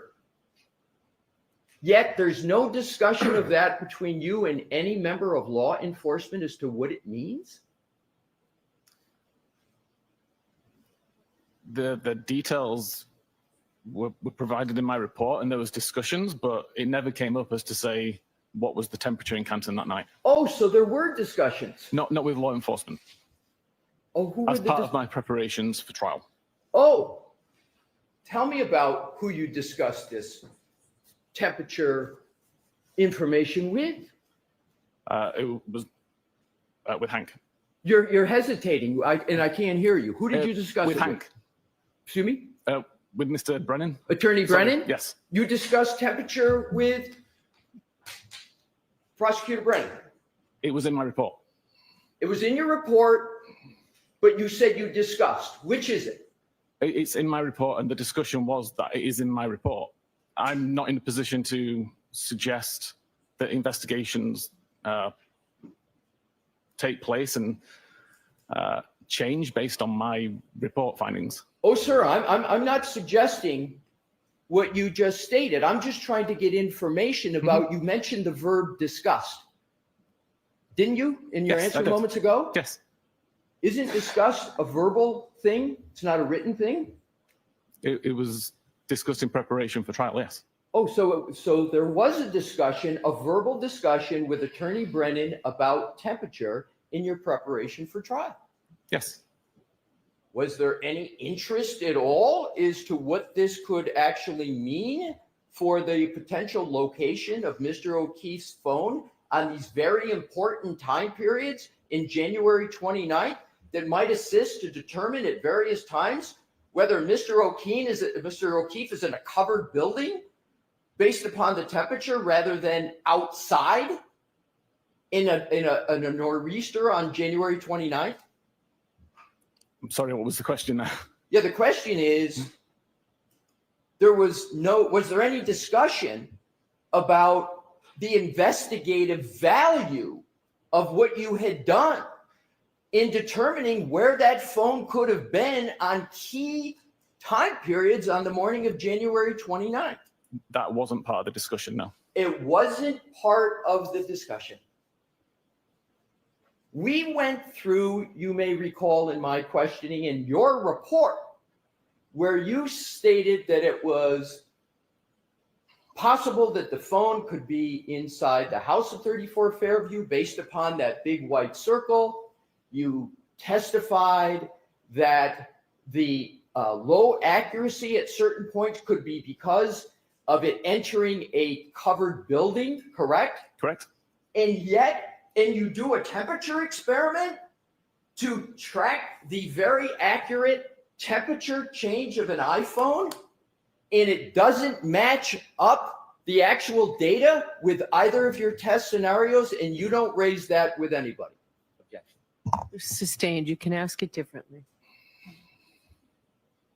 Did you ever put together in any kind of form your test scenario 1, your test scenario 2, and the actual temperature chart of the iPhone of Mr. O'Keefe? So how do you mean put it together? As in compare the two? Exactly. Compare the two and reach any conclusions about location, because you spent time, did you not, sir? A lot of time in your reports on location of the phone. Yes. But yet, with all that data, all that testing, all the experiments that you did, you didn't include in your slide presentation and you didn't include in your report what that could mean for the location of the phone, did you, sir?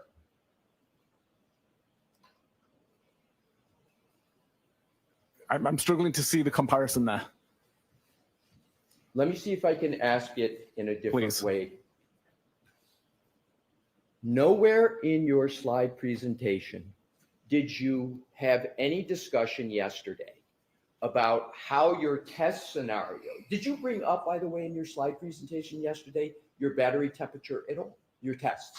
Not the tests, no. Great. So you didn't even raise yesterday in your presentation about where the phone might be located. You didn't even raise the experiments that you did, correct? Objection.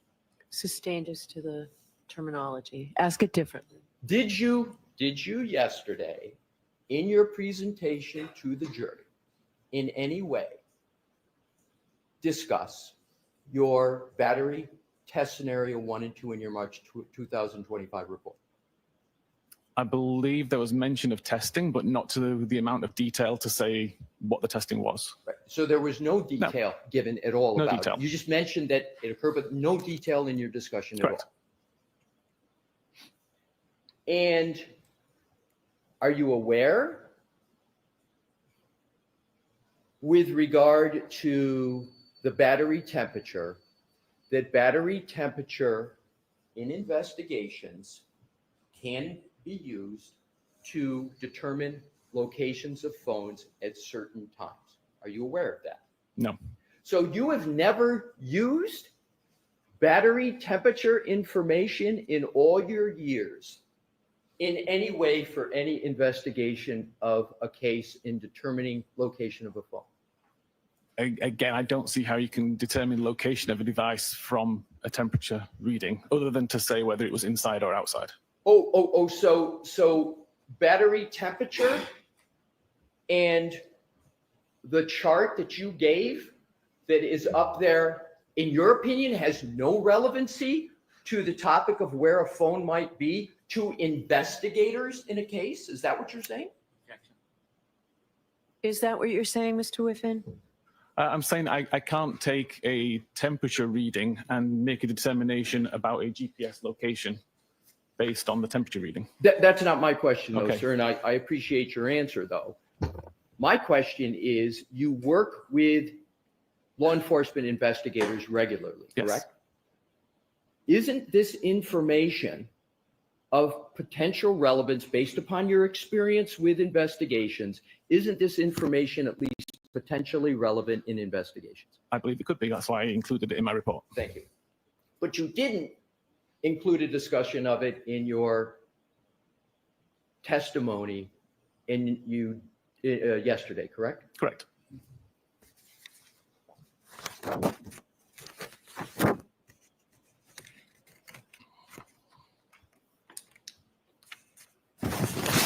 I just want to be clear on a final point on as regards to temperature. Were you aware of the temperature in Canton on January 29th, 2022? I know it was a blizzard, but I don't know what the temperature was.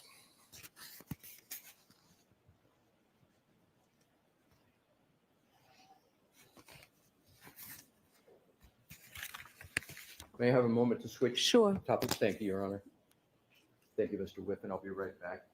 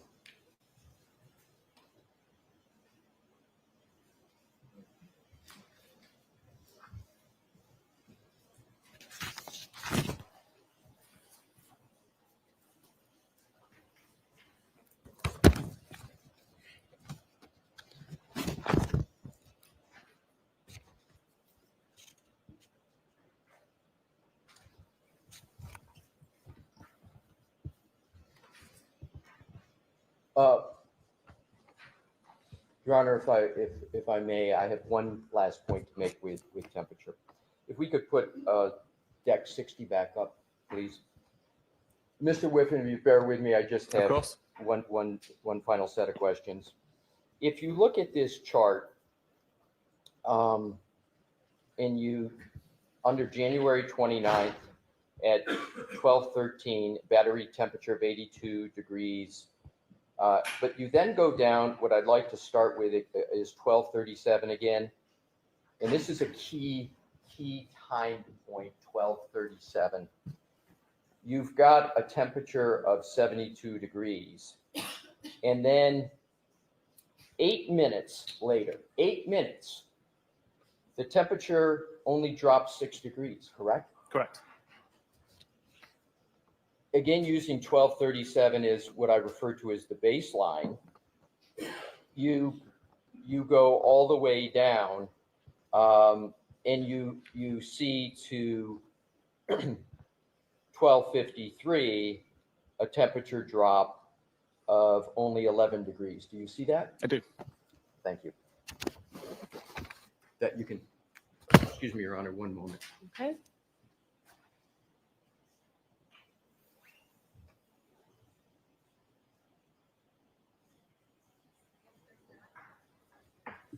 I think the pace of these crosses was really taking away from it.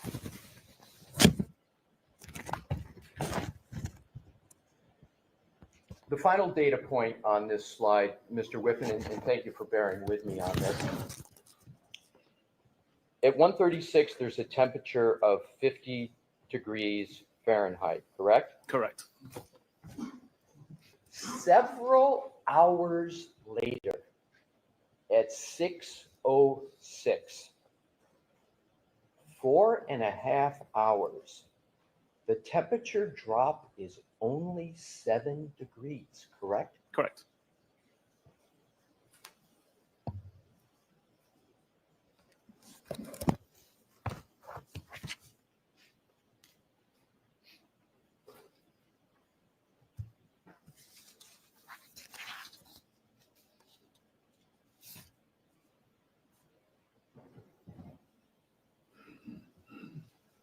I'm switching. May I have a brief moment?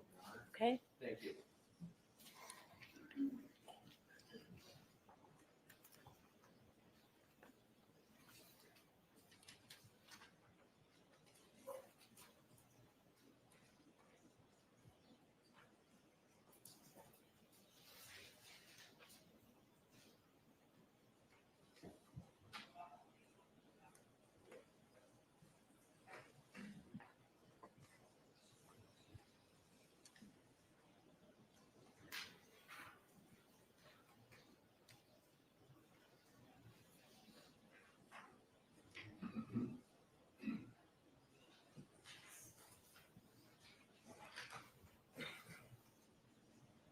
May I approach, Your Honor? Yes.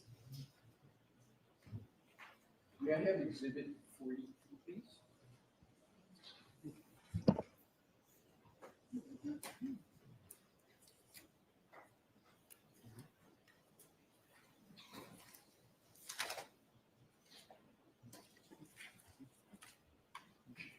What is Exhibit 42?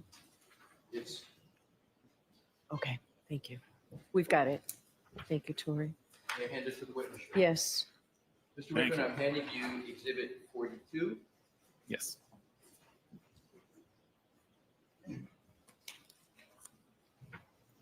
Do you recognize exhibit 42 from your March 2025 report? I do. And sir, just take a fair time to familiarize yourself with the exhibit before I start asking you questions. They're going to be very brief. And I'm going to be, you look what you need to, but I'm going to be focusing on just under detailed analysis communications on paragraph 3, on page 43, the top 3 or 4 entries. Okay. Tell me when you're ready, sir.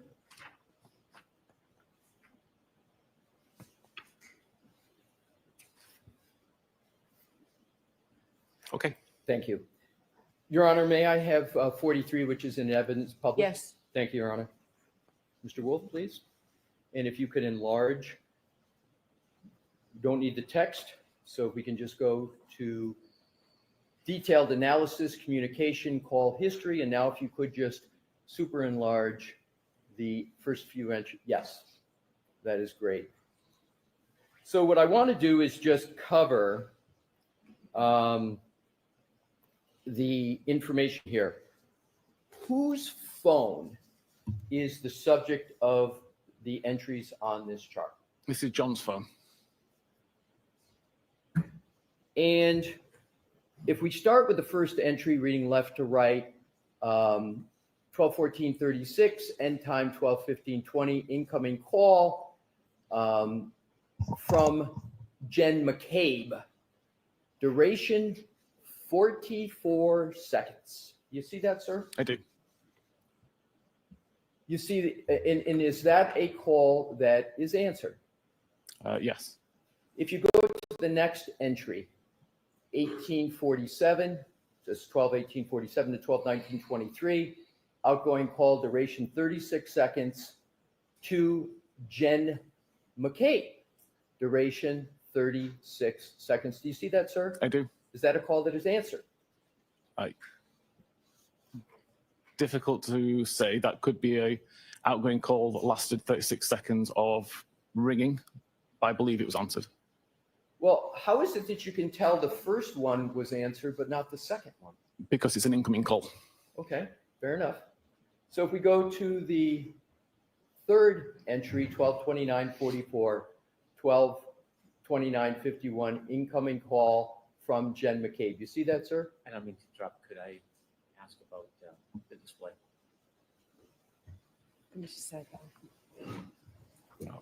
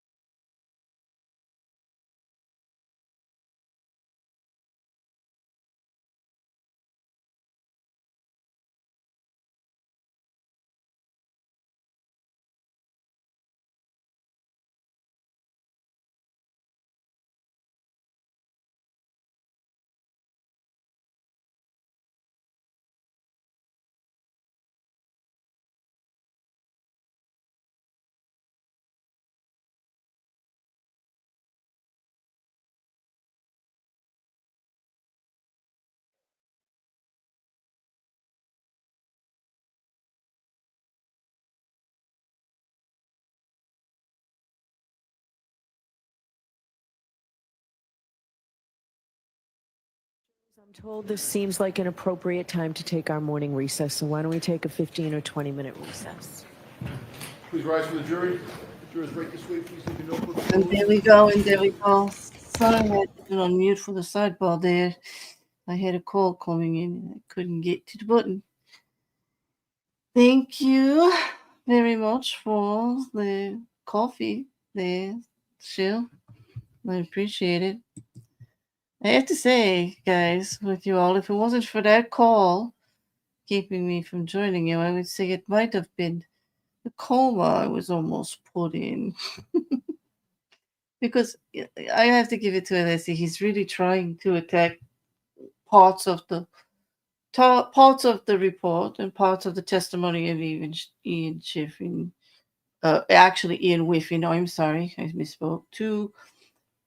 To actually go with their interpretation of what happened that morning or that evening, midnight, whatever. Especially focusing on the incident of 12/31, when it appears in one testimony that it possibly will say there was an incident, in another about the temperature, about possibly the phone being in the house because of the range, and well, why aren't you concentrating on that instead of what you're saying? This is all just whittling away at the testimony, as a defense does, as they do when they're doing a good job, in creating reasonable doubt. some will get very, very excited just at the fact that the range of the phone could place the phone inside the house. But the range of the phone, we all know, like that's really big. It also could put it across the street. You know, we'll see. We'll see how the jury takes it. I will say that looking through the socials, that there was reported that jury was taking notes in the beginning of the cross, but it did seem that it kind of dwindled off a little bit as it kept going. I will say that when he mentioned the circle of range and everything, and that possibly the phone was in the house, even the most calm juror kind of leaned forward and started paying attention.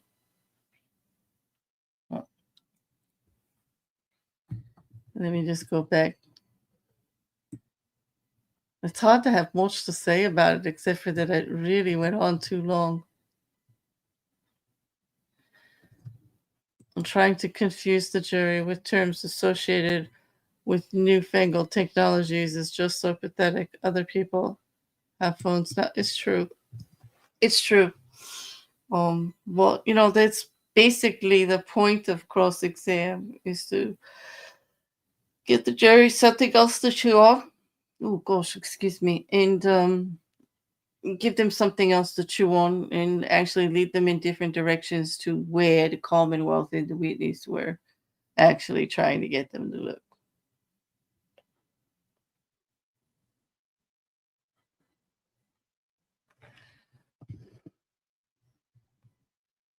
What is this? I missed this from before. How far does it need to drop? That snow on the dash cam footage was wet, and I'll be cold, but not that cold. Exactly. Couch, you're talking about the temperature drop. I know, like he's just trying to point out something. I'm gonna guess between 10 to 20 degrees negative. So how about 0 to 2 or 20? Yeah, 0 to 20. I get it. Mackie, he's like a rat looking for cheese. Yeah, definitely. I will admit, though, Reg was right. Like that lavender tie is nice. That's probably all I really have to say about the cross, except for it did go on very long. And RobertAlessi is known for being very, very detailed and dotting the I's and crossing the T's. Sorry, I need more coffee. Like he did me in. He did my head in. Can you hear me? Oh my gosh. Like, if I feel like this, just imagine what the jury feels like. If you all feel like this in the chat, imagine what the jury feels like. They were taking notes and doing what they can, but again, it kind of went on too long. Kind of like yesterday with Arca and Hank Brennan. By the time we got to the redirect of the voir dire, like that, it was too much.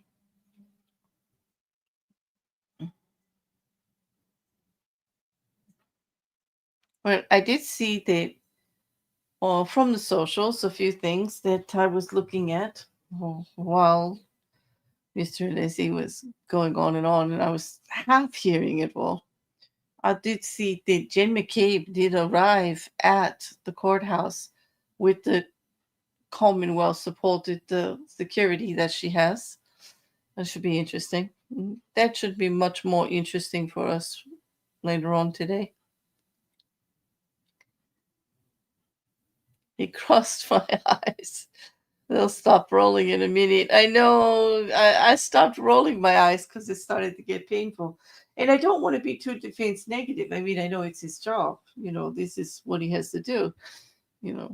And I guess it's a win for the defense if he just lulls us all into a coma state, right?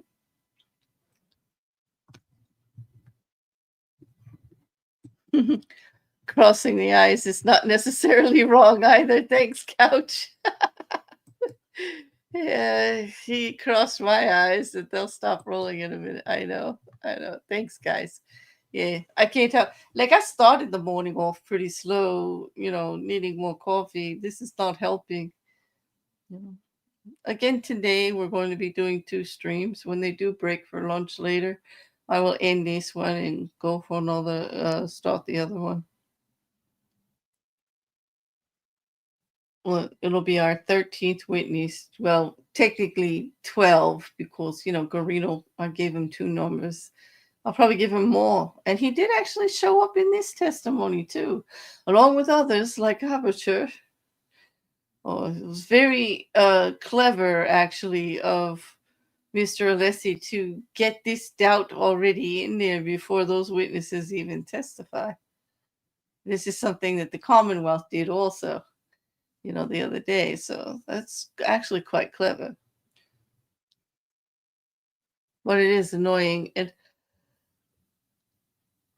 there is also the risk, especially since the Aperture report was not in evidence yet, he did have to give it to the witness for them to read and go over.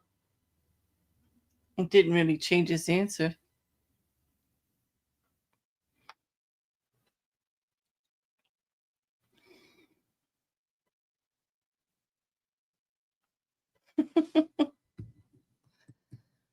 Every time they mention Aperture, I start singing Portal music in my head.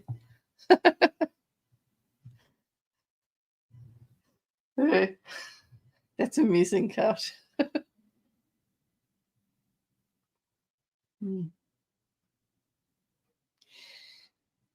the fan goes on, and then they do have, as you heard Mr. Alessi say about the humming, they do have that air conditioner on, which I saw some comments on socials that referred to the last trial, to where Judge Beverly Cannone used that actually as a way to tell witnesses to speak up or carry forward, because it really was difficult to hear with everything going. But the courtroom is especially crowded today, with Jen McCabe being on the roster for this afternoon. I could see why.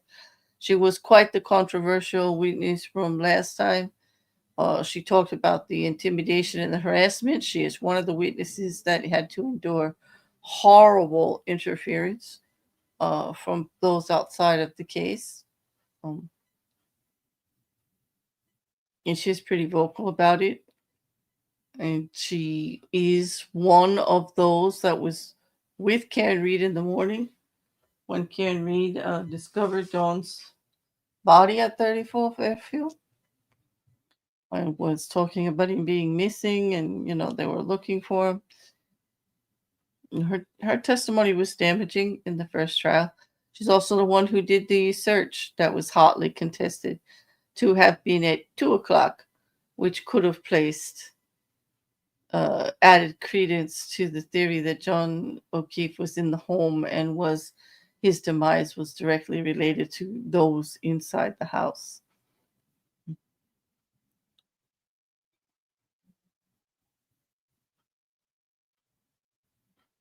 Okay, Shill.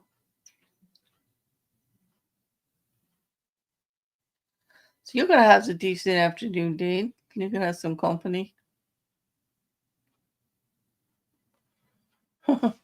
Tomorrow says, just remember the cake is a lie. Yeah.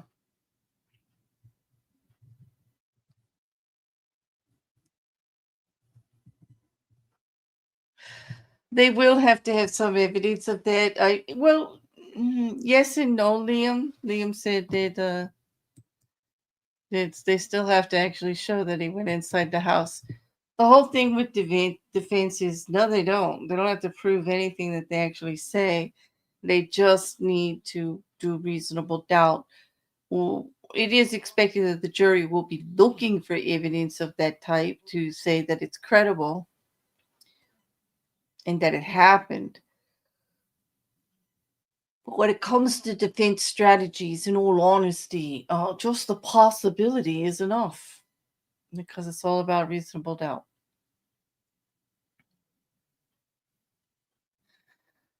Okay, did the lawyer ask Did the lawyer ask for his comments on the moon landings? No, he didn't. If he did, that might have woke us all up a little bit. I'd have to say I couldn't really attest to most of what he asked him at that point. I kind of zoned out.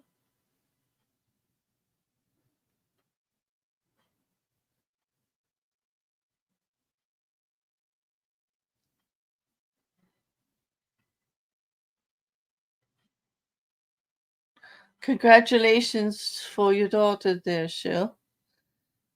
You have exciting news, but you can't actually share most of it. Okay, her placement is now on they like her an internship. Okay. Oh, congratulations. That's great for her.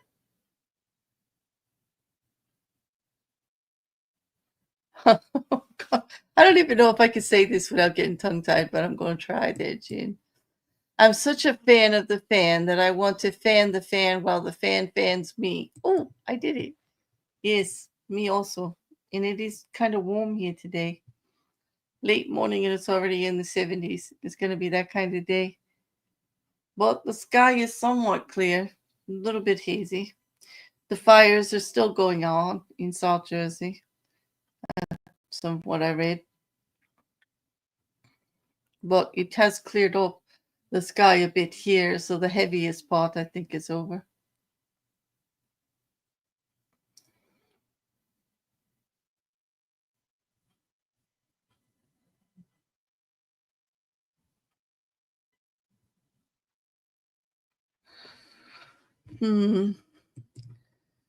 They should have kept quiet about the house and just showed that the Commonwealth did not assert an actual cause of death. True. But I guess they just want this alternate theory to have some teeth, thinking that that'll lead to even more reasonable doubt and an acquittal. That reminds me of something I did want to talk about that I noted yesterday. You know, there's so much pushback on Adam Lally, the prosecutor who did most of the work on the first trial. How ineffectual he was. He's too laid back. He didn't link everything together. He presented a poor case. I'd like to remind you, he got a mistrial. He got a jury to the fact that his case was so believable that they couldn't just go the other way.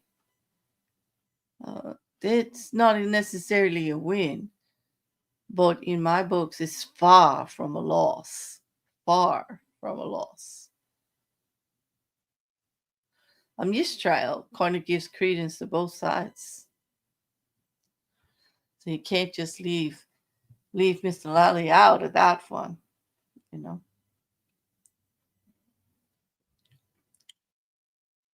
Good morning, Min. Do I even care to listen to Alessi? Well, he tried to make some points and put some reasonable doubt, and I think he was successful in some areas to show that Ian Whiffin wasn't concentrating on certain areas as much as others. As for like, you know, I wish he was stronger in his answer back about certain things, like saying that's not where the rest of the data took me, because he did focus on the range part and like the phone could have been in the house. I don't know. Then he got into temperature, and that kind of lost me because it didn't really make sense what he was saying to me. And then he did also focus on the part where of the timeline where the camera came out of pocket mode. They call it pocket mode for a reason. Like, that's what I wanted to say. Like Couch or Jean or Liam, even Mandy, even yourself. You guys all have experiences with phones and all. Could it come out of pocket mode, just removing it from his pocket? And I don't mean that like, you know, cornball way that it sounds, but actually the physical act of bringing it out of his pocket. And at that time on the timeline, it's not that when he's exiting the car anyway. And it could have been that he's walking around. He could have been going to check messages again.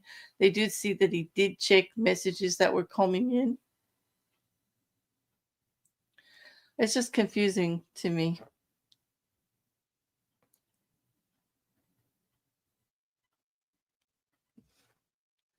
Right. He only showed that the report showed what could be seen in the data.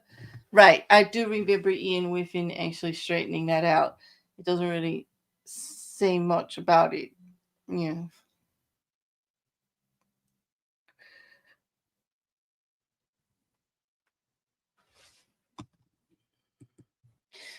They're claiming a conspiracy, and that also requires an amount of evidence to make it valid defense. Yes, it does. They're going to have to, I mean, because it doesn't seem reasonable. All the people they say conspired together to do this. I mean, they picked a very complicated thing to put out there. Oh, okay. So here we go. It does a check for pocket mode when another event happens to cause it to need to double check. Okay. So it was like just part of what it does behind the scenes kind of thing. Is that what you're saying, Liam? And not knowing this kind of stuff, I'm wondering if the jury is going to have the same questions I do. On the one hand, what does it matter?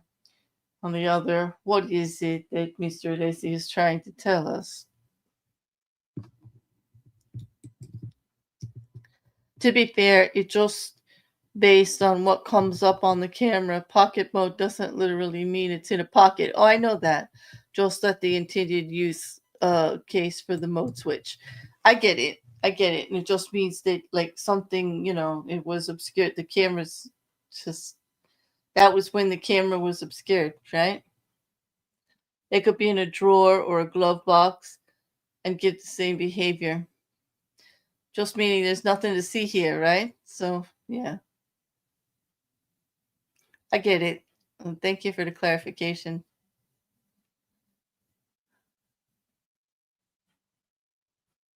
Yeah, it's covered or doesn't have a view of some time.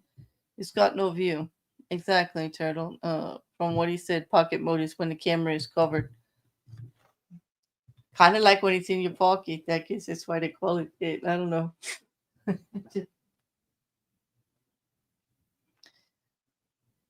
So that's a 15 to 20 minute break today. Oh, I did want to share a video with you guys. I can't play it, but I'll give you the link for it. It was from a couple of days ago, and I know some of you are interested in this kind of stuff. I won't back up the science, of course, because there's very little for it, but it was interesting to hear 4 men on the behavioral panel looking at one of Karen Reed's interviews, the most recent one. And that's the video, and they gave some, they're also psychiatrists, so a lot of them, they studied psychology and such. Well, they gave some alternate opinions about some of her style, so to speak, of speaking and etc. And so I thought it was interesting. You might enjoy it.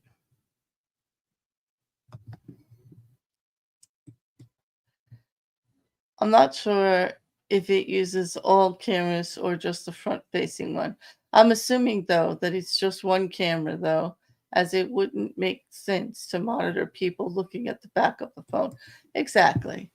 Yeah. I think that inference is correct, Rocky. Although it doesn't state it, I think that's exactly what he means. What they mean by that.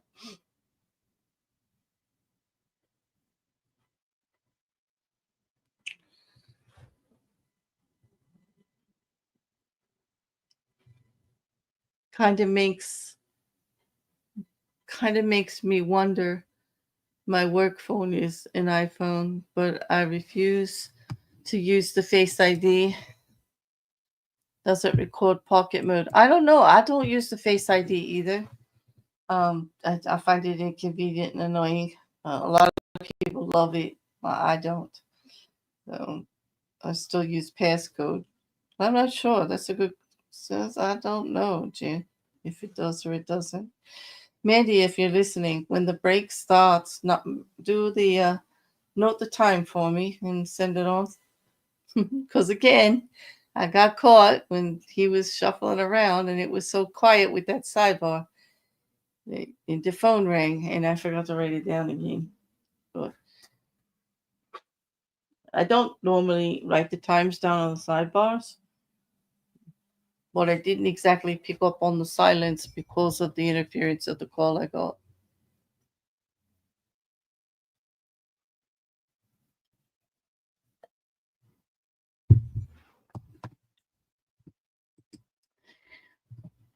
Okay, here's an answer. It probably would. On my phone, which is an Android, I'm fairly sure it uses a similar function, and I don't have it set up either. Yeah, it makes sense that that function would exist just because of the camera. You don't necessarily need Face ID, although it would use it a lot because of it.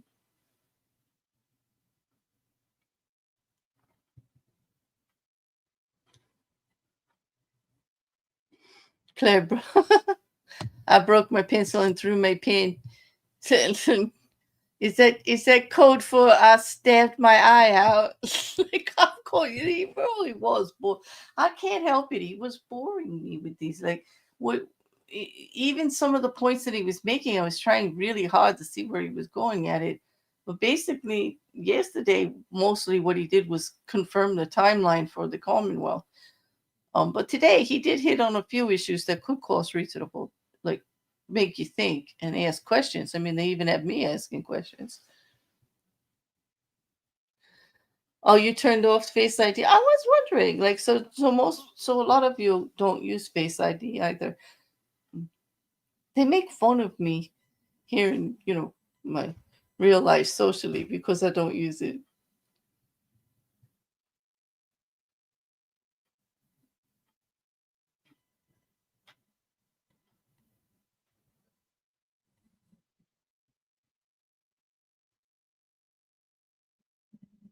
I heard there's a couple of programs that actually use like fingerprint, which I would find out actually more convenient. We know that that's pretty popular out there. Yeah, I only use fingerprint unlock.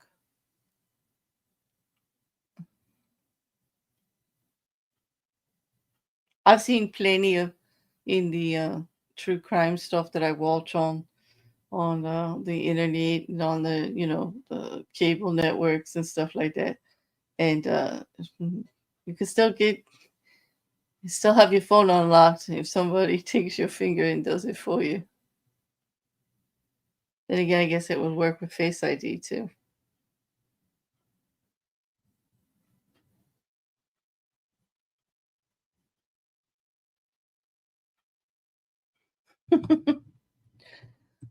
Might need to send Claire a piece of plexiglass to protect her monitor from rage throws at dumb acting lawyers. Not a bad idea. Like, I have to tell you that this trial especially, like, I'm really trying to hold it back because I'm getting so discouraged on the behavior end of it. One of the reasons I didn't want to cover this case was because I knew I was already on a soapbox about it, about the interference and the horrible things that happened to witnesses, the disregarding of the actual foundation of all of the sacredness of the jury. They were trying to find out who the jury members were, threatening and intimidating on the socials with doxing information and such. It was disgusting. And still some of the things that are going on is pretty disgusting. I don't really give the other cases around the Karen Reed case like, much airplay, so to speak, because I don't want to give it credit. I do think it's all a grift. There is a legal case going on because one of the YouTubers is actually charged with multiple offenses of witness intimidation and threat.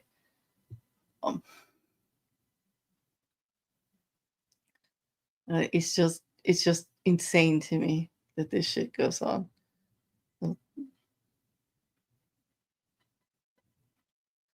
Well, then again, we're going to have another issue with. Did you guys hear that, or was it just me? It sounded like it did sound like the mic came back on, didn't it? No one is grabbing my hand while asleep to unlock my phone without it waking me.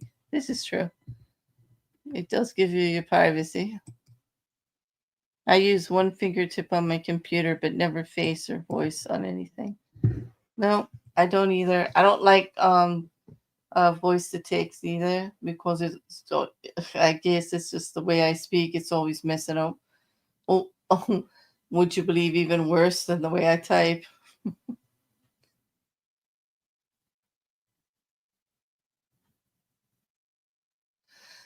I have no finger type on this phone, the iPhone 13. I don't know which ones it starts with. I have an older iPhone. Like I'm kind of attached to it. I know I should upgrade, but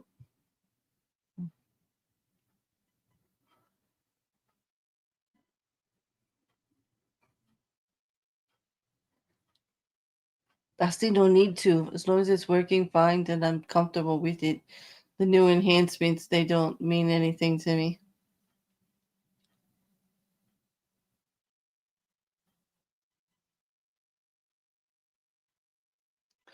Is that true, Maggie? Like with the Face ID, like if you gain or lose weight, or new glasses, or a change in your hairstyle, really? It that detailed? Wow. We should go to the high-tech one with the eyeball lens, like that we see on all the spy stuff.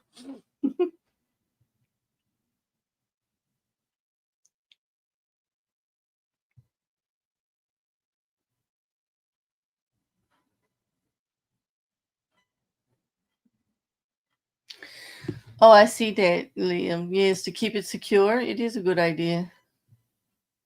Yep. True.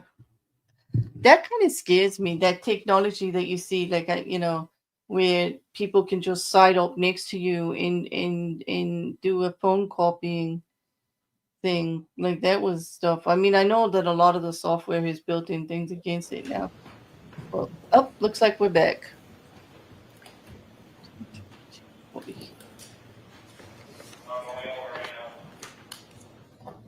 Okay.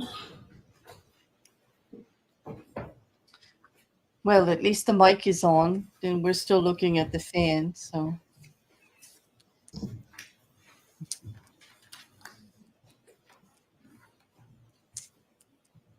Go to the session, please be seated.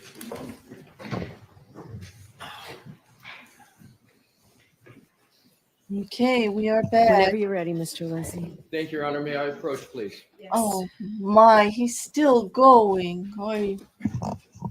This is 2 hours now, guys. 2 hours. Okay. So, Your Honor, I have a replacement Exhibit 42 redacted, obviously to replace Exhibit 42, and it's per stipulation with Mr. Brennan.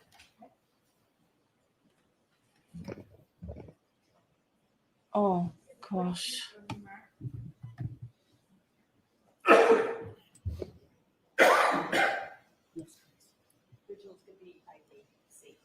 Thank you. May I present it to Mr. Whiffin? Your Honor? Yes. Thank you. You're welcome, Mr. Whiffin. May I publish, Your Honor? Yes.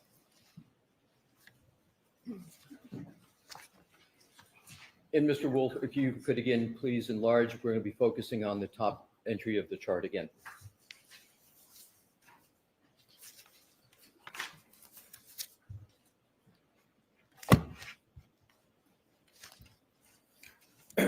May I, Your Honor? Yes.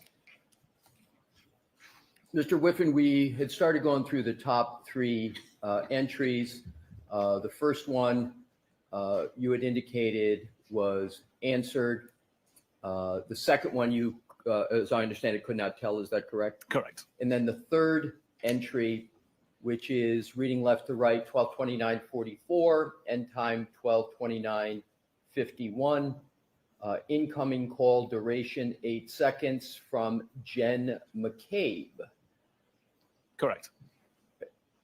That's the third one. So because it's an So, incoming. Mr. Alessi, we need to enlarge this. Okay, Your Honor. Mr. Wolf, can you enlarge that pursuant to the judge's order?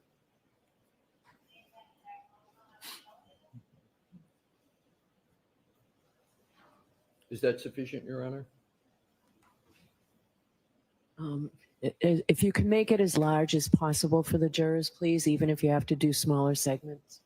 If we have to, Mr. Wolf, knock off the final right-hand column, that's insignificant. There you go. All right, that's better. Okay, that's fine. Thank you. May I, Your Honor? Yes. Thank you. So I want to now go to the last one for this Exhibit 42. It's reading from left to right, 12:29:44, 12:29:51, incoming call duration at seconds from Jen McCabe. Again, it restates duration 8 seconds. Correct. Given that it's an incoming call, you can conclude that that was answered, correct? Correct. Now, if we could go back down and focusing on just the first three by way of example, Mr. Wolf, do just as Her Honor has requested, enlarge it as large as possible. Those three after the first three. Yep, starting there. Just take the first three by way of example. All right. Mr. Whiffin, you should feel free to look at the hard copy Exhibit 42 if that's more helpful to you. But what I want to do is to focus on start time 12:33:35, reading across activity, incoming call, unanswered, and then to the right, Karen Reed. Do you see that, sir? I do. And do you see the same types of entries for 3409 and 3438? I do. And those calls are unanswered, correct? Correct. So in contrast to the, now Mr. Walker, we can go back to the chart, trying to capture 6 and enlarge those once last time. Thank you. So in the first one at 14:36 and then skipping one to 29:44, those are answered, but then starting excuse me, at 33:35 and 34:09, those are unanswered, correct? Correct. You can take that down, Mr. Wolf. Thank you.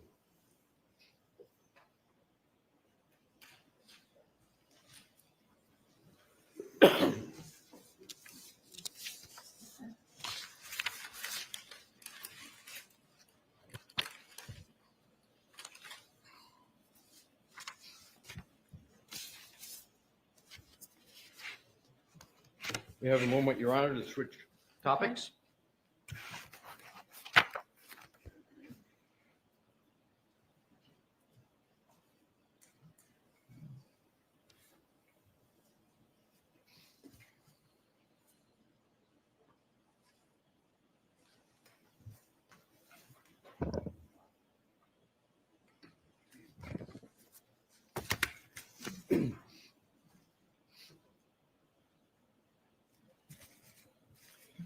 Mr. Whiffin, when did you start working on this case? What was the date, approximate date? On this case or on this exhibit? On this case. Approximately September 2023. So over a year and a half. Correct. How many times have you been in Norfolk County? This is my second time. So you were here once previously. Correct. Do you recall yesterday discussing what you had done with an iPhone, driving around and then moving it with your hand? Correct. Yes. In the year and a half that you've been on this case, did you ever take an iPhone and do the same activity on the route that you were discussing yesterday between 34 Fairview and One Meadows? I actually did it on Sunday night. I'm sorry? I did it 2 days ago on Sunday night. And with regard to your time on this case, what was the results of that? I object, Your Honor. I'll need to be heard briefly. I'm sorry. I object. I need to be heard briefly. Okay. Come on over. Okay, well, sidebar again. Mhm. This little. I'm wondering how everybody in the galley stays awake during all of this half the time.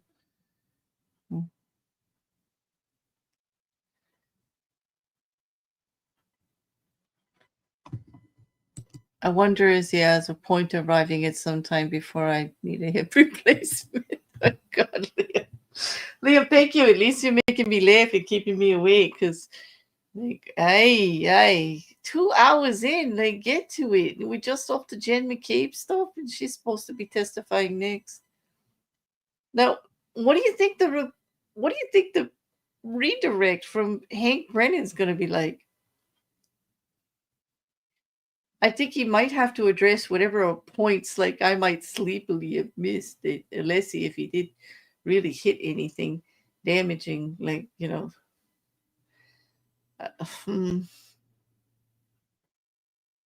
am guilty of not taking very good notes during Alessi's cross.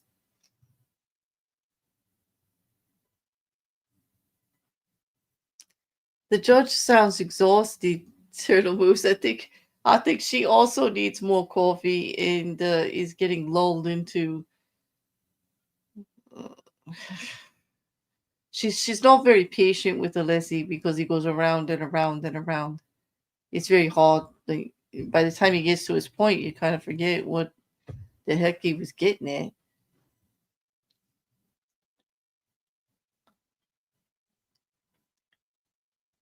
But Karen is getting up for every sidebar today. It's hard to tell their faces. They're very non-reactionary, the defense lately, when they're coming back from the sidebars. I don't see anything. May I, Your Honor? Yes.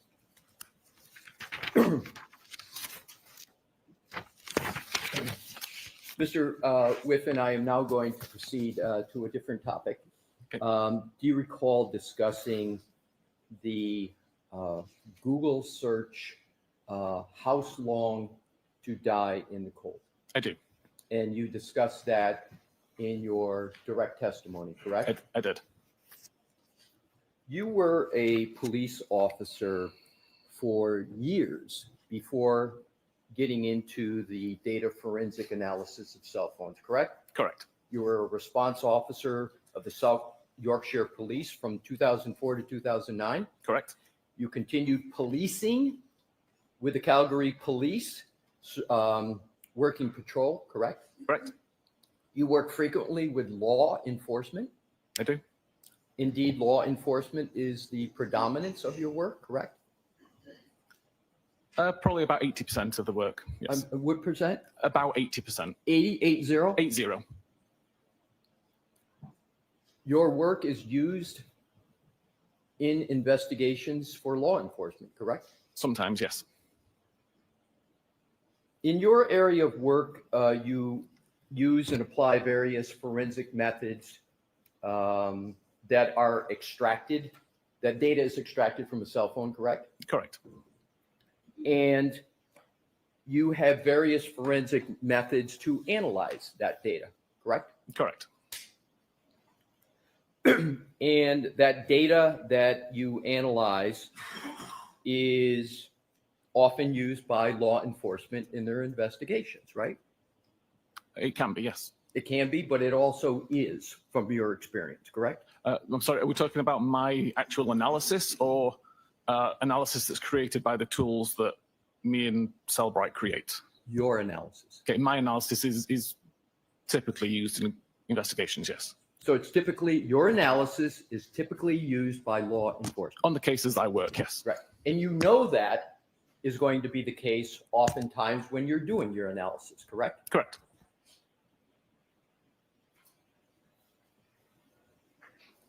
And forensic software is used to gain access to people's devices, correct? Correct. Such as cell phones, right? Correct. So, and there's something called an extraction process from a cell phone that you discussed in your direct testimony. Yes. Now, I'm not going to go into too much detail, but I want to cover, because it would be covering old ground, but I want to cover some of it. Okay.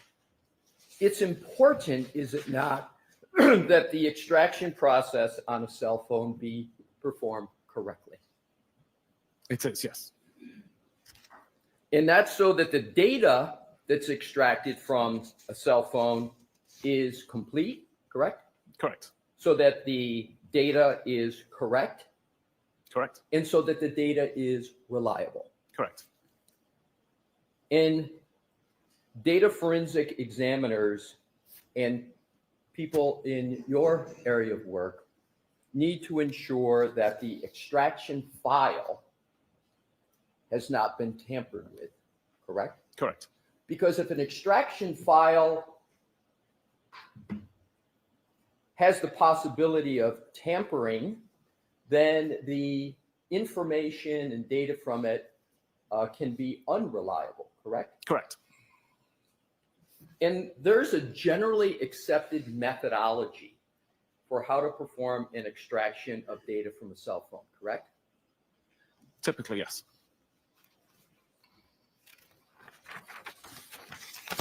One of the key ways to determine whether the data extracted from a cell phone is valid and has integrity is to evaluate whether the extraction process created what is called a hash value, correct? Correct. And a synonym for a hash value is a hash signature, correct? Correct. And a hash value or hash signature, I'm just going to use hash value. Is that acceptable to you? I'm fine with that. Thank you. So a hash value is a unique and usually consists of a long string of numbers and letters that's generated from the data file from a cell phone using a computer algorithm, right? Correct. And one of the computer algorithms is SHA, SHA 256, right? Correct. And is it a fair analogy to state that a hash value can be thought of as fingerprint for a data file from a cell phone? Yes. And is it also a rough analogy that a hash value can function like the seal on a milk container? In other words, if you open the milk container and the seal's broken, that the same analogy can be provided that if you don't have a valid hash value, then there is a question with regard to the contents of a cell phone, just as there might be concern about contents of a milk carton. Is that a fair general analogy? Yeah, if the hash doesn't match, then something has changed in the data. So if the hash doesn't match or you can't determine a valid hash file, it's sort of like opening up a milk container and that seal cap is off, correct? Okay, I'll accept that. Thank you. Now, if a data file is altered in any way, the hash algorithm is going to produce a different letter in numeric string than the previous hash value for that same alleged data, correct? Correct. So that alpha numeric number is important because it can, if it's different, then it means something happened to that data, correct? Correct. And isn't it important for examiners, anybody in data forensics, to know whether or not the data they're looking at has a valid hash value? It would depend, in my opinion, on the origin of the data. But you would agree that it's much better to have a valid hash value for data than not, correct? I'd like to see the hash value match, yes. You would like to see the hash value matching, Yes. correct?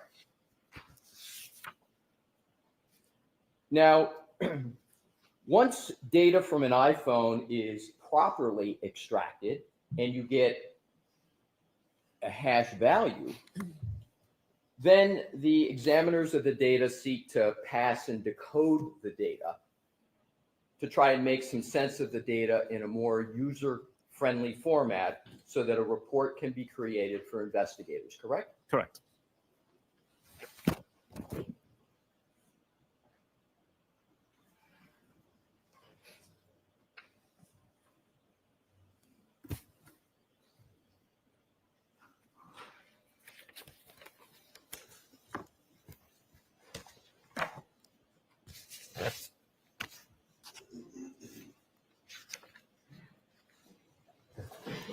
Do you recall preparing a report for the iPhone belonging to Jen McCabe dated December 2024? I do, yes.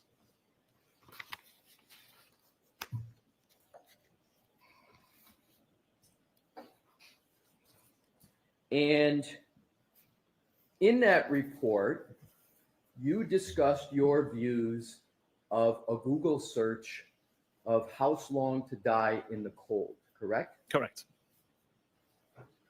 And in that report, you rendered various conclusions about that Google search, correct? Correct. And you rendered various conclusions about what is called a timestamp.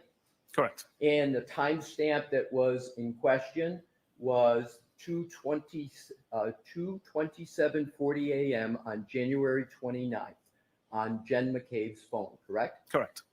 And the question that you were looking at is that timestamp that appeared in the data, that timestamp of 2:27:40 a.m., whether that belonged to the Google search, House Long to Die in the Cold, correct? Correct.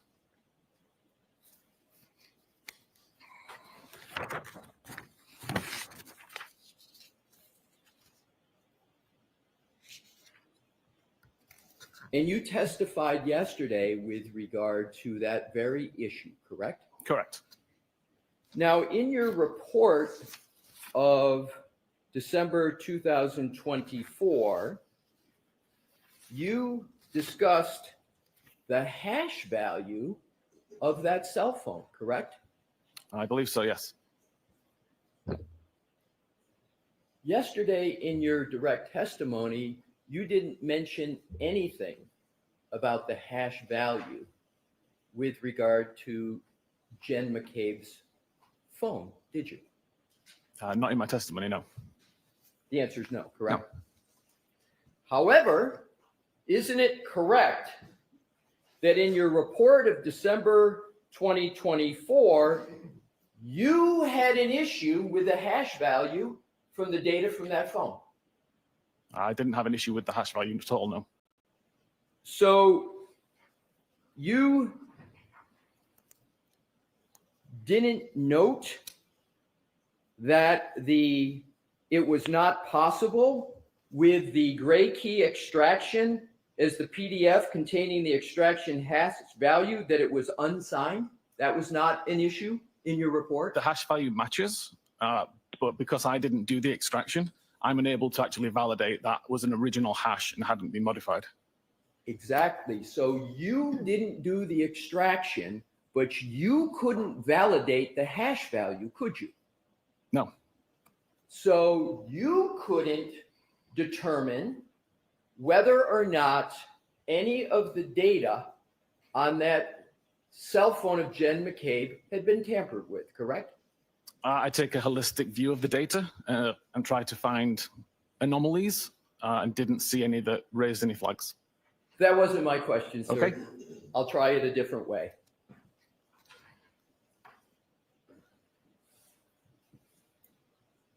You concluded that the hash value was unsigned, correct? Correct. They were always unsigned. Okay, apologies.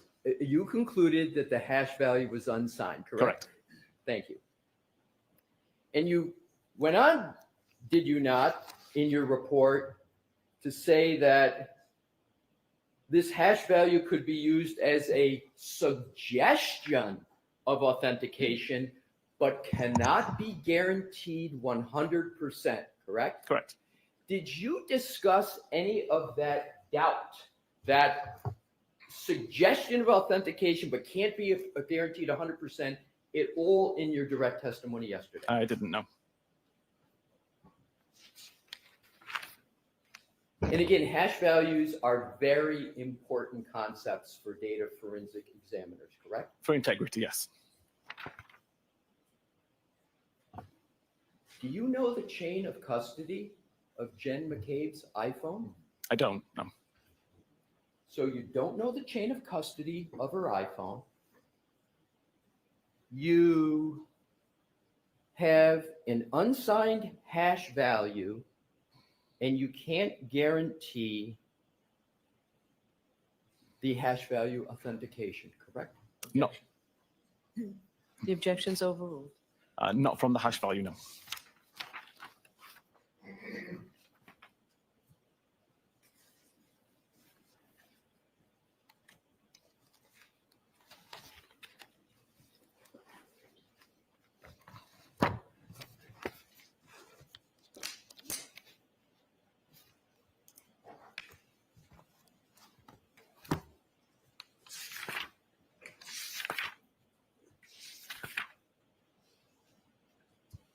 Let's go back to the 22740 timestamp and the question of whether that timestamp is associated with a Google search, "House long to die in the cold."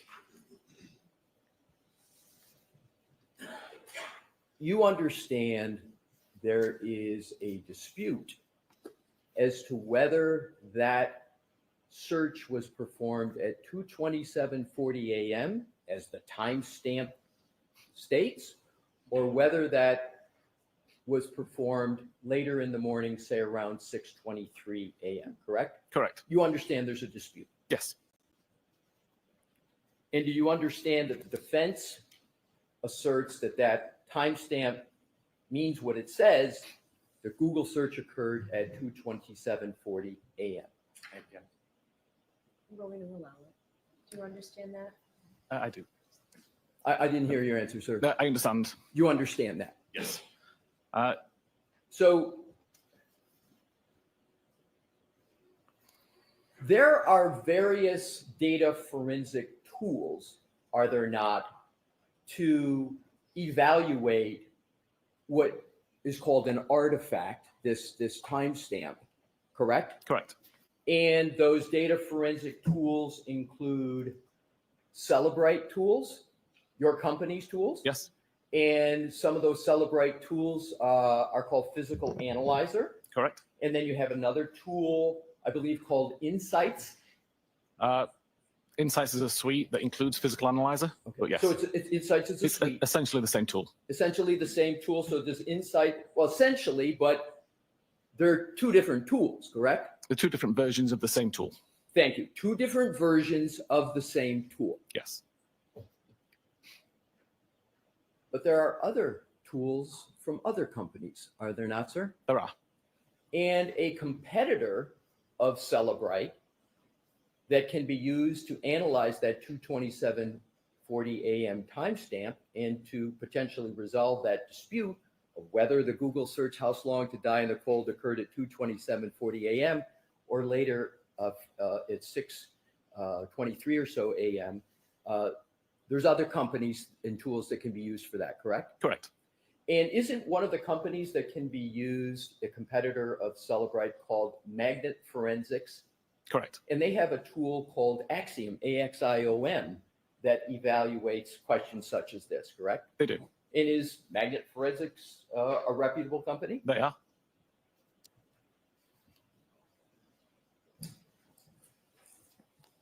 Am I correct that yesterday you essentially said that as of today, no Cellebrite tool, no Insight suite such as Physical Analyzer, today shows that 2:27:40 a.m. timestamp?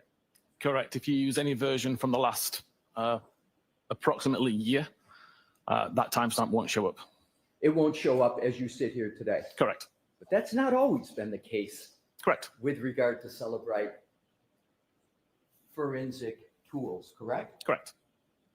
As a matter of fact, in the first proceeding in this case, in June of 2024, when you testified under oath, the situation with the forensic tools was Cellebrite Forensics Insights did not show the 2:27:40 a.m. timestamp, But another version of Physical Analyzer did show it, correct? Correct. In that second program, that second tool, Physical Analyzer, not only showed it at 2:27:40 a.m., but it showed it as a deleted state, correct? It's a deleted record, yes. A deleted record. Yes. Did you mention that yesterday in your direct testimony? I don't believe so. You don't believe so? No, we changed it since then. Exactly. You changed it since then. Yes. Your company removed it Yes. after the first trial. Before the first trial. Well, you removed it from one tool before the first trial, but you didn't remove it from the other Physical Analyzer program, did you? Up until the following version was released. No, I'm talking about the time of trial when you were No. testifying. I appreciate that. There's some complexities with how we released the software, which resulted in one being released several weeks later and one being released several weeks earlier. At the time of trial, Yes. last year in June, when you were testifying under oath, one of the Cellebrite tools showed the timestamp of 2:27:40 a.m., correct? Correct. But that timestamp doesn't exist anymore. It doesn't exist today, does it? Correct. Cellebrite removed it. Yes. All right, You mentioned, could I see Councilor Sidebar for Aye, just a minute, yes, Your Honor. please?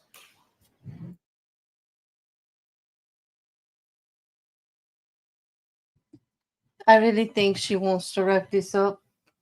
I don't know if she's going to take an early lunch just to throw water on the witness and the jury. I don't know about you, but I'm losing the plot here. Yeah, the thing about the text message is clearly about the Cellebrite update. It's been asked and answered like 90 million times, but I guess he has to bring it forward. He wouldn't be doing his job as a defense attorney if he didn't. Is he? No, he's actually got a really good, reputation tomorrow, kiddo. I mean, he's known for attacking all digital type evidence in the more technical type evidence that gets presented, DNA evidence, digital type evidence. It's annoying, and this is very long and drawn out. I feel like all of these questions were asked and answered so many times already. I'm having a hard time following him. And Hank Brennan did the same thing in Border, and I don't think she's got a lot of patience for it right now. Unless he doesn't look too pleased. Go ahead, So- Mr. Alessi. thank you, Your Honor. So with regard to the first proceeding, there was one Cellebrite forensic tool that still showed the 2:27:40 a.m. timestamp, Correct. and it was shown in a deleted state. The record was deleted, yes. The record was deleted. And then after that, Cellebrite outright removed the timestamp from, so none of its programs had it, correct? Again, if I could explain a little bit about how it works. No, I'm sorry. Okay. If you could just respond to my question. Is that correct? The timestamp's been removed, yes. However, the competitor of Cellebrite that we just talked about, Magnet Forensics Axiom, Yes. that program at the first proceeding showed the 2:27:40 a.m. timestamp, correct? Correct. And as a matter of fact, as you sit here today, the Magnet Forensics program, Axiom, still shows the 2:27:04 a.m. timestamp, correct? As far as I know, yes. And Magnet Forensic Axiom is a reputable company, correct? Correct. Cellebrite removed that 2:27:40 a.m. timestamp, which is in a deleted state, in response to issues raised in the first proceeding, right? It was changed because of the research that I did, and that was verified by the forensic research group. But the issue arose because of what had come up in the first proceeding, correct? In the first investigation prior to the proceeding, yes. In the first investigation in this case, correct? Yes. So Cellebrite, after the first proceeding, after the investigation, just outright went and removed the timestamp. It's not unusual to change the I code. didn't ask if I just asked whether Yep, they we removed it. But magnet forensic axiom still shows that 2:27:40 a.m. timestamp, right? Again, they refer to it differently, which is why they can But they do that. still show it. They do still show it. Can you just finish the answer? So, Sorry. Just let him finish the answer. Is that what you said, Mr. Brennan? Yeah, my apologies, but I'm having trouble hearing, but I'll pause more just to make sure you're done. In that 2:27:40 a.m. timestamp, the dispute is whether it's associated with the search, House Long to Die in the Cold, correct? Correct.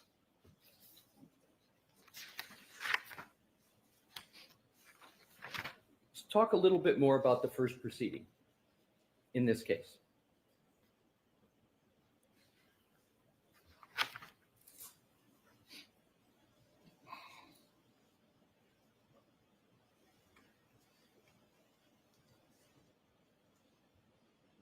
In terms of your testimony under oath in that first proceeding,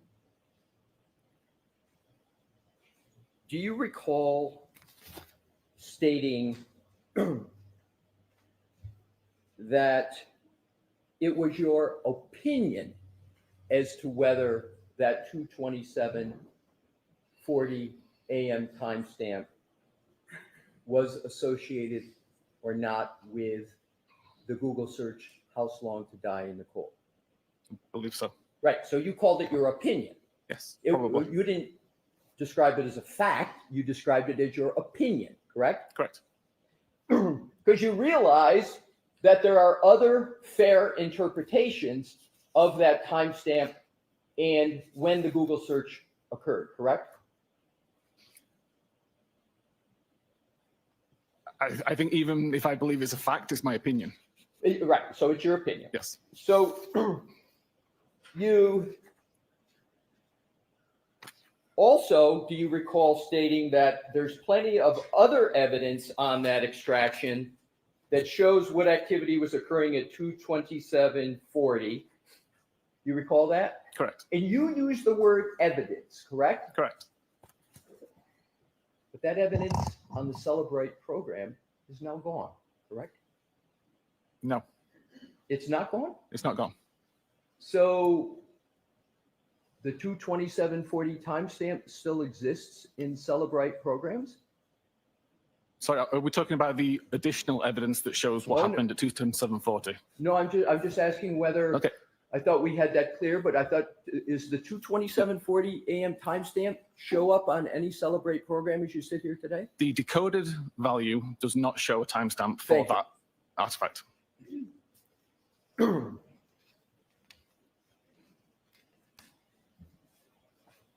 Sir, does your work include shaping how examiners will see the data when they open it? Yes. So you shape how the data is going to be, correct? Yes, we have Yes? ways to create the data so it's usable. Yes. So the answer is shape it. yes, you Yes. shape the data. Yes.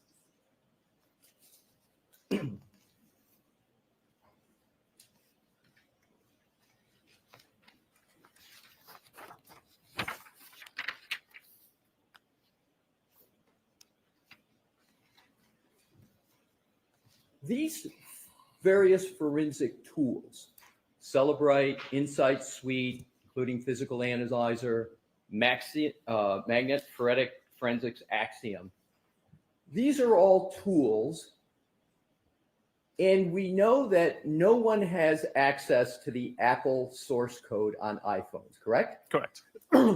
And the best source of information about what may be happening inside of an Apple iPhone would be if one could get the source code and look into the source codes to see what's actually happening, correct? Correct.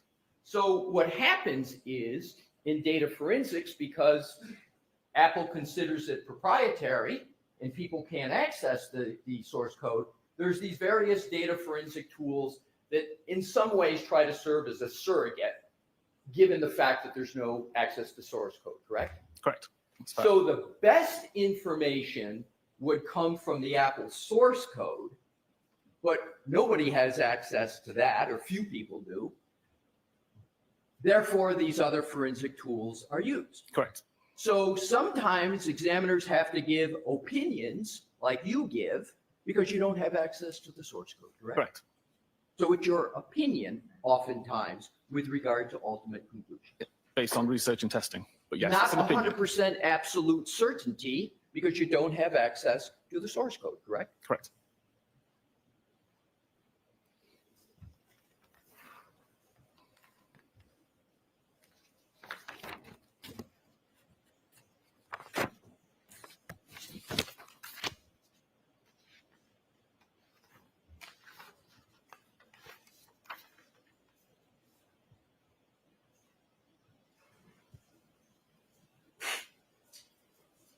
You have a moment, Your Honor, to switch topics, please? Yes. Thank you.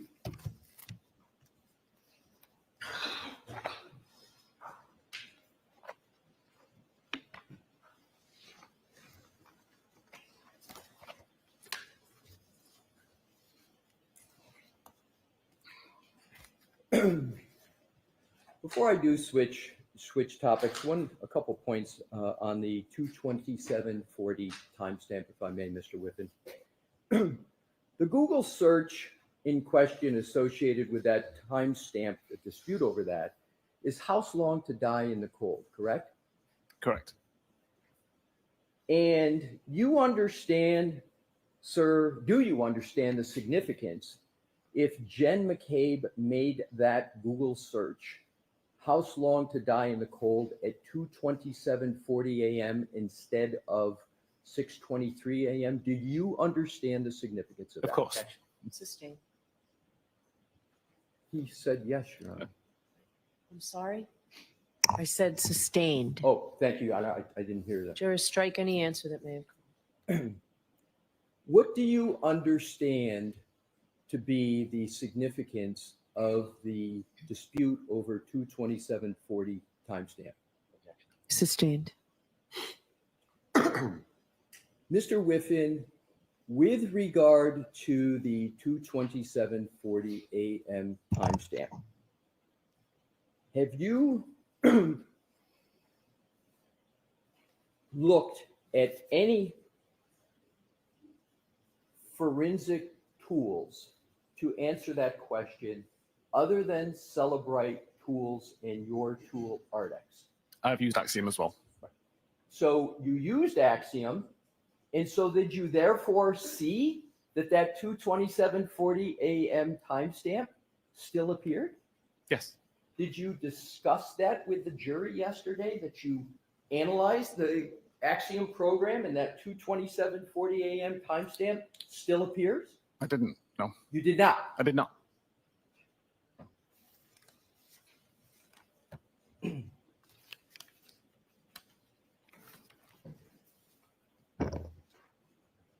Could we please, with the court's permission, put the PowerPoint presentation back up and go to deck 26?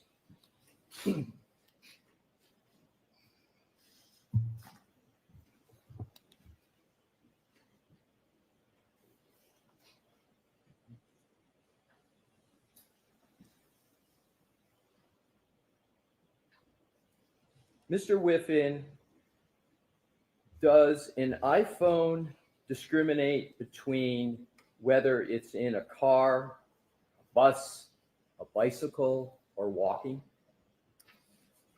It can, but I don't have the research on that. Right. So as you sit here today, you can't say that an iPhone can tell the difference between a car, bus, bicycle, or walking, correct?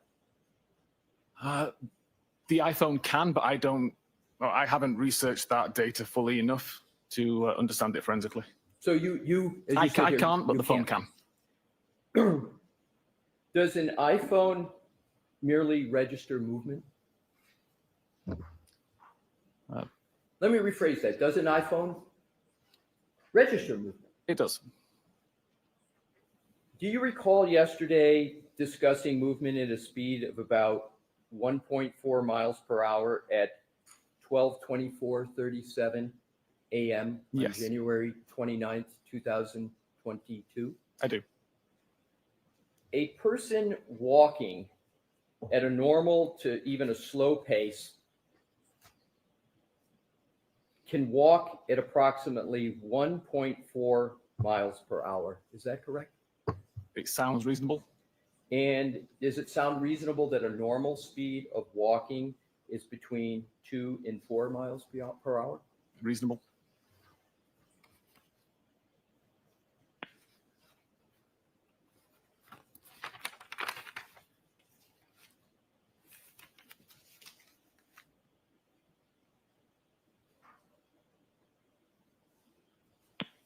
Switching topics, Your Honor, if I could have a moment.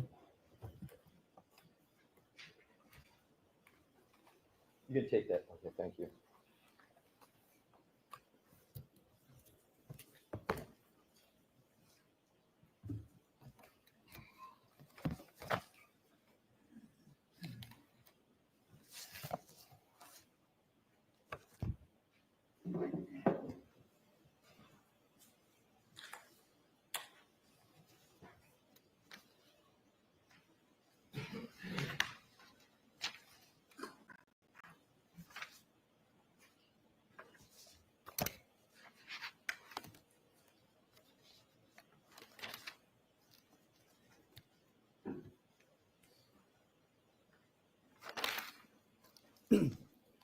When you were examining Jennifer McCabe's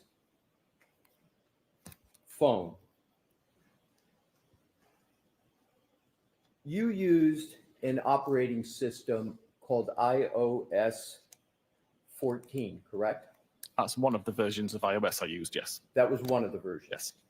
Do you understand that Jen McCabe's phone was actually using iOS version 15? Yes, I do. 15.2.1. 15.2? 2.1. Thank you. And do you recall saying with regard to iOS 15.1, etc., that the iOS operating system, your words, had fundamentally changed, correct? Correct.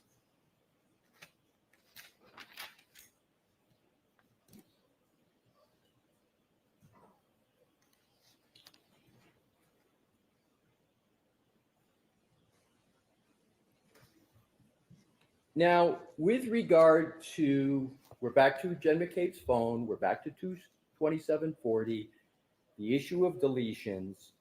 You stated yesterday that that deletion occurred after January 31 of 2022, is that correct? Correct. But you couldn't determine how that deletion occurred with certainty, correct? Correct. And you gave 3 possibilities that you analyzed, correct?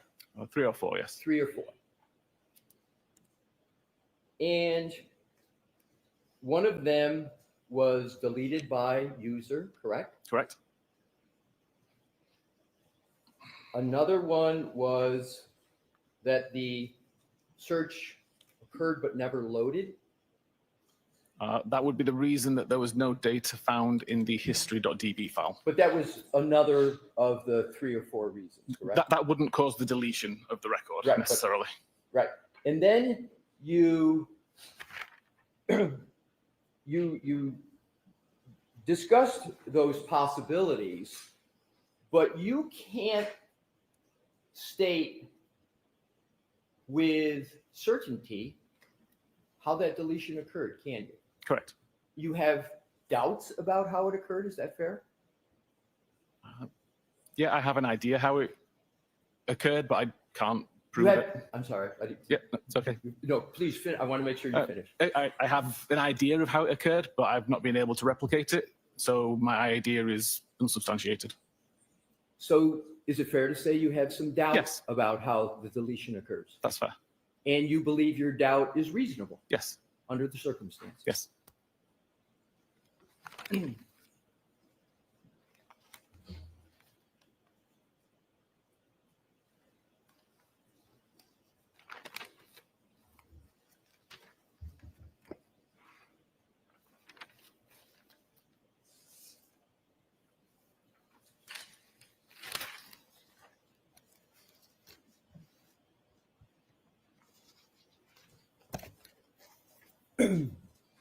Your Honor, that is the extent of my questions of the witness at this time. Mr. Brennan? Thank you.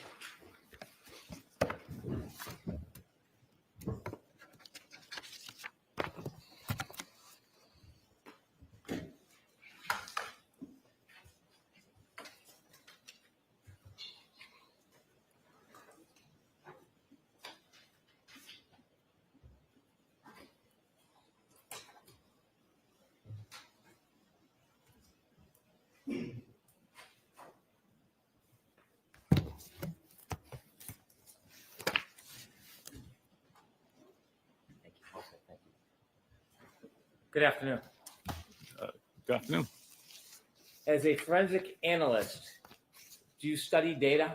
I do. Do you consider it a science? I do. Are you a criminal investigator like a police officer in your present role? Not anymore. Are you a detective in your present role helping aid one side or another in an investigation? I'm not, no. At some point, you and I spoke about reviewing phones. We did. You had begun your whole process in some of this work before you had met me. Correct. And I'd asked you to look at Mr. O'Keefe's phone. Correct. Did I ever tell you what you should look for? No. Did I ever tell you what I wanted to see or what I wanted the results to be? No. Did I ever share with you parts of the investigation that had nothing to do with your actual data analysis? No. Would it be inappropriate or not helpful for an advocate to provide you information that might taint or influence your thinking when you're looking at data in a case? Objection, Your Honor. 100% it would be problematic. When I asked you to look at data in this case, did I ever express any opinion whatsoever that I cared one way or another what your results would find? No. Did I ever attempt to shape or influence your process by offering you information that had nothing to do with your assessment of data? No. And so as a scientist, what a legal investigator or an advocate for either side thinks, is that relevant to you? No. The data is the data? The data is the data. I can explain my opinions on the data. The science is the science? The science is the science. That's sustained. Watch the form. Now, counsel showed you some parts of your report regarding John O'Keefe's cell phone, didn't he? Yes. You saw select pages from that report, Correct. a few pages you were asked about, Yes. but you wrote an entire report, didn't you? I did. And do you think that your entire report puts into perspective some of those select pages that you were shown? Definitely, yes. You know, I move to introduce Mr. Whiffin's entire report. Okay.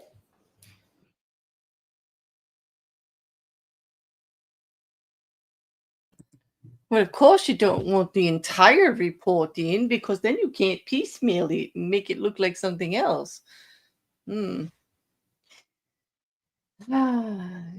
well, it is 10 after 12 and lunch is soon to be had. Oh, Mandy, I saw that like the jury started out taking notes this morning with RobertAlessi's cross, and they were paying a lot of attention. Like there was going to be some great stuff here. It seems like everybody put their pens down. I mean, they're barely staying awake at this point. I object to evidence I don't like. Exactly, Couch. Like, let us not enter the whole report because, gosh, then like he'll be able to say that's not exactly what I said because on this page it's indicated more fully what I mean. And I do know that the jury does note every time and a witness goes to give a full answer and somebody goes, nope, just yes or no. They know you're trying to cultivate the testimony. They know it. Like, it's not exactly a good look. I know it. You know it. I'm sure the jury knows it.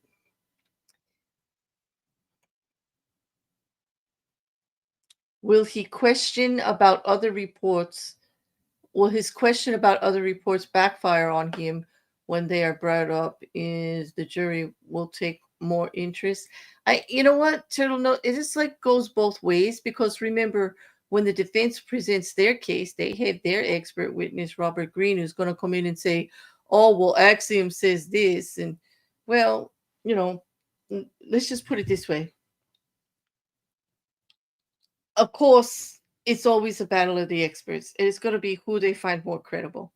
Are you going to find it more credible that the man who actually works with the company, writes the software, deals with multiple companies in the information? I don't know. You know, it depends. Or they're going to think that the independent Richard Green has a more valuable opinion because he is not working for the company. I don't know. Do you still have your report with you, Mr. Whiffin? I do, yes. Okay. Here we go. That man can't Let's wait. start with questions that counsel asked you about the battery. When you were trying to determine how the battery worked, you shared with the jury that you did certain testing. Correct. What was the purpose of that testing? To make sure that the battery temperature sensor would be affected by environmental temperatures, such as being in the freezer, such as being outside, being brought back indoors, and to make sure that the fall and rise of the temperature sensor, at least the pattern would match the expected pattern and would match the thermometer that was alongside it. When you put the batteries or the phone in the freezers, did it matter what the temperature of the freezer was when you put it in it? I didn't believe it did. What was the purpose again of putting it in the freezer? Just to remove the device from the warm environment, which was outside of the freezer, placing it inside the cold environment of the freezer and just seeing how the temperature dropped. As you mentioned, you look at data through science, correct? Correct. And so did anybody ever share with you the important points of the decrease in temperature of the cell phone battery to try to influence your results? Objection, Your Honor. I'm sorry, could you Did rephrase? anybody try to tell you important points of the evening on January 29th, 2022 in an attempt to influence your studies on the fact that a battery or a phone, when it gets colder, the battery temperature decreases? No. So when you developed the graph of the battery temperature and you followed the progress of that temperature declining through the night, was there any other scope or focus of yours other than to simply track the data? Just tracking the data. Similarly, when you looked at healthcare data, were you asked to try to see if the healthcare data could fit a certain theory or argument? No, I was not. You were looking at the healthcare data. Were you looking at it independently? I was. Now, it's not your opinion, or you're not taking the position what the meaning of that data matching up is, are you? No. No one's asked you to give an opinion about the coordination of data, have they? No. So if the data just coordinates on its own, that has nothing to do with your opinion. Objection, Your Honor. Sustain it as. You mentioned when you put a cell phone in a colder environment, like a freezer, you noted that the temperature goes down. Correct. Do your studies also show that when the cell phone is taken out of a certain temperature and put in an increased temperature, the cell phone battery temperature goes up? It does. Do you have available for the screen the battery graph that we had on your PowerPoint? I do. 2 seconds.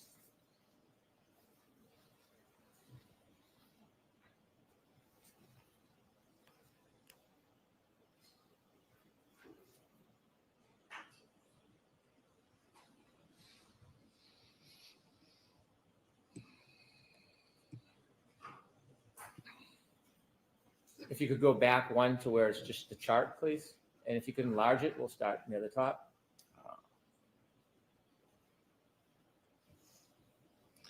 2 seconds.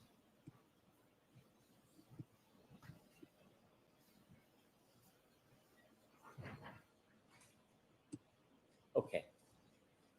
At 12:20:43 on January 28, 2023, the battery temperature is 77 degrees. I'm sorry, that's 8:43 p.m. That's all right? 8:43 p.m.? Yes, the first record. 77 degrees? Yes.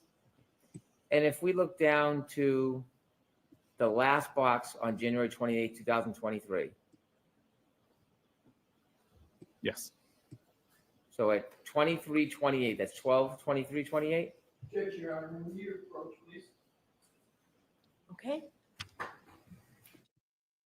Oh, what is it that they are objecting to now? And it better not be like, oh my gosh, you're making them look at the data and going over it. Like, you know, we already did this. Like after Alessi did almost 3 hours. What? Is it objection? Your Honor, my pizza was just delivered. I'd like to eat my lunch while it's hot. I don't know. Like, does anybody have any idea what they could be objecting to right there? Why they're approaching? Oh, yes, it's longer than 2 seconds. That's collusion for sure, Liam. Yeah. It's 24-hour time.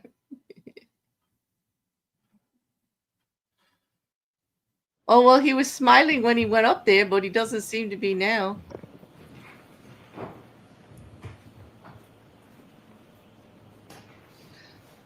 I have I'm gonna 12:15.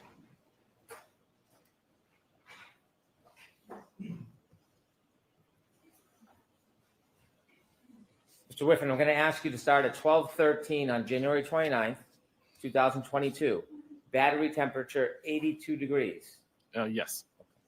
And now you are also tracking healthcare data, weren't you? Correct. You are also tracking location information. Correct. At 12:22, the battery temperature is 77 degrees Fahrenheit.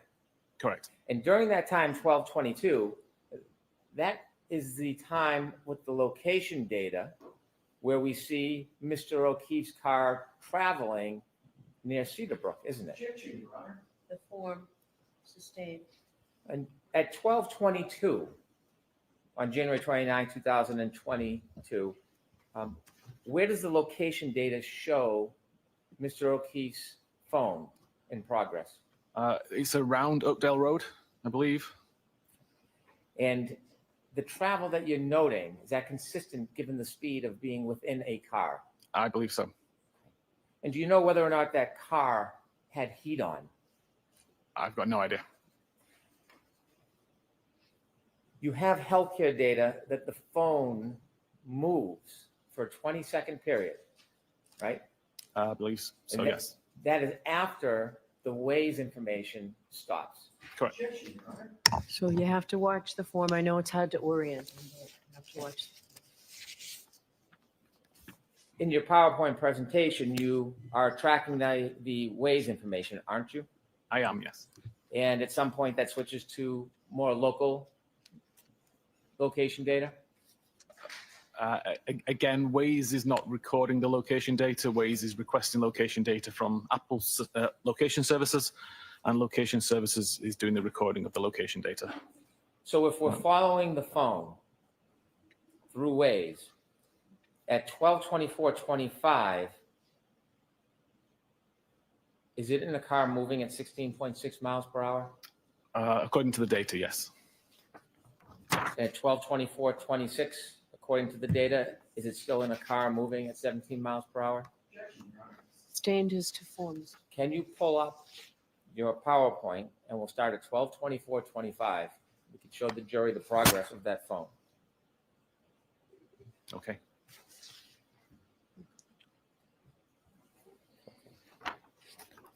And at 12:24:25, how fast is Mr. O'Keefe's cell phone moving? The data on the device says that it was moving at around 16.6 miles per hour. Next page, 24:26. 17 miles per hour. Next page, 24:27. 15.9 miles per hour. Next page, 24:28. 14.5 miles per hour. 24:29. 12.1 miles per hour. 24:30. 11.5 miles per hour. 24:31. 10.4 miles per hour. 24:32. 8.9 miles per hour. 24:33. 7 miles per hour. 24:34. 5.2 miles per hour. 24:35. 3.5 miles per hour. 24:36. 3.2 miles per hour. 24:37. 1.4 miles per hour. And 24:38. 0 miles per hour or 0 meters per second. And at 24:38, that phone is stopped near the flagpole. I would say so, yes. Then the location data gets more broad. It does. There is no movement at that time after the car stops. Is there any movement when the car stops at 24:38, between 24:38 and 24:30? Is there any movement indicated on the healthcare data? Not from the health data, no. At 12:31:57, does the phone demonstrate any movement? If I may just look back at my Of report, course, just to please. recall.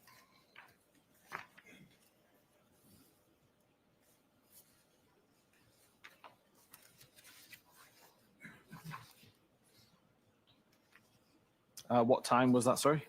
12:31:57.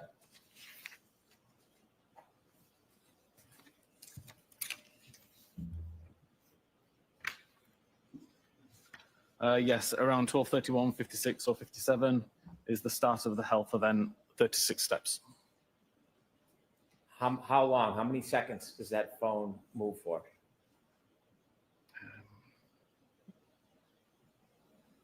Uh, 20 seconds. 12:31:56 to 12:32:16. Correct.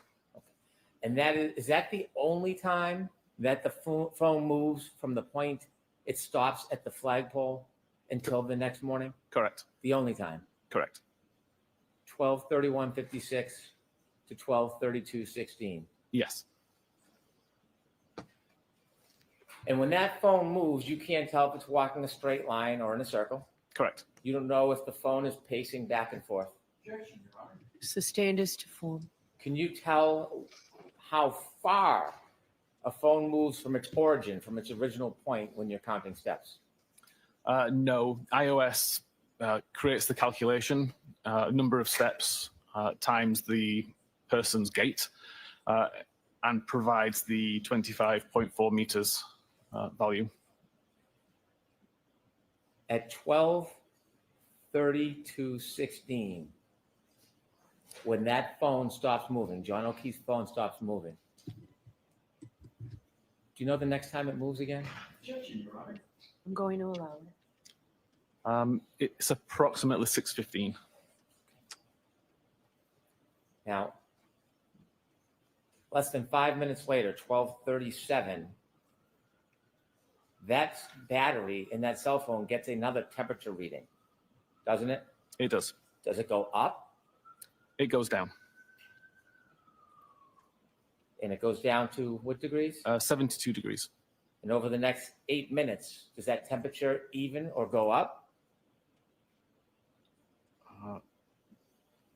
At 43 minutes past, there was another reading of 66 Fahrenheit. And then at 12:53, that's about, what, 21 minutes or so after that phone stops moving? What's the temperature?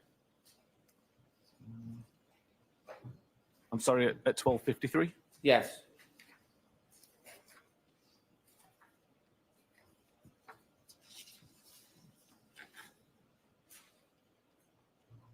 Oh, 61 Fahrenheit. 61 degrees? Yes. And over the next 14 minutes, does it drop again? It does. It drops to 55 degrees at 1:07. And at 1:36 a.m. that morning, It's down to 50 degrees. and this health data shows that that phone hasn't moved. Does Correct. this healthcare data show that this phone hasn't moved since There's 12/32/16? no more steps were recorded. Now, you had studies where you put the phone in a freezer. Correct. When you put the phone in the freezer, did you wrap it in anything? I didn't know. Did you use any type of heat source that would slow down the process of the temperature dropping? No. Let me ask you a hypothetical. If a person, a human, was lying prone on a cell phone outside and had a body temperature directly touching the phone, in your opinion, could that slow the process of the temperature decreasing as compared to just simply putting a phone in a freezer? Objection, Your Honor. Sustained.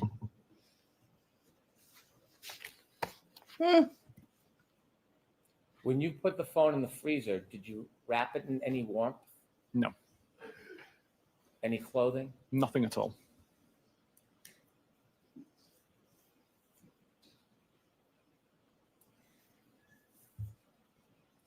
Now, you don't know the temperature, but you said there was a blizzard outside. That's my understanding, yes. At 6:06 a.m., is there a change in the battery temperature of John O'Keefe's phone? Yes, the temperature has dropped to 43 degrees Fahrenheit. So there's a 7-degree drop in temperature at 6:06. Correct. Were you shared any of the facts or information that has nothing to do with data and science? Were you shared any facts or information about what may have occurred to that cell phone and its exposure to colder air that morning, minutes prior to 6:06 a.m.? I may have heard that around that time is when John was found. Objection, Your Honor. Move to strike. Oh, so could you answer the question, yes or no, that Mr. Brennan asked you? Did anybody share information with you about that, sir? Nobody shared it with me, no. If the phone was in an environment and it was exposed to further colder air or drop in temperature, could it register a reading? I'm sorry, can you just ask that again? Sure. Let me ask a different question. The phone drops to 43 degrees, John's phone at 6:06. 6:14, is there another change with this phone dropping in temperature? Yes, it drops to 37 Fahrenheit. Do you know what, if anything, happened as far as the environment that phone was exposed to seconds before 6:14? I don't know. Do you know if that phone at 6:15:01 was then placed in a warmer environment like a pocket or a car? Do you I know? have no idea. But your data shows at 6:35, there's an increase in temperature, Correct. doesn't it? It does. So at 6:14, you don't know if there's been any increased exposure, do you? No, I know that according to the battery temperature, it's increased, but I don't know the reason for that. Now, if you look at the battery temperature at 6:06 a.m., it's 43 degrees. Yes. That's a change in temperature, isn't it? Is that a change in temperature from 136? It is. Looking at your healthcare data, is there something happening relative to the phone at 6:04 to 6:11?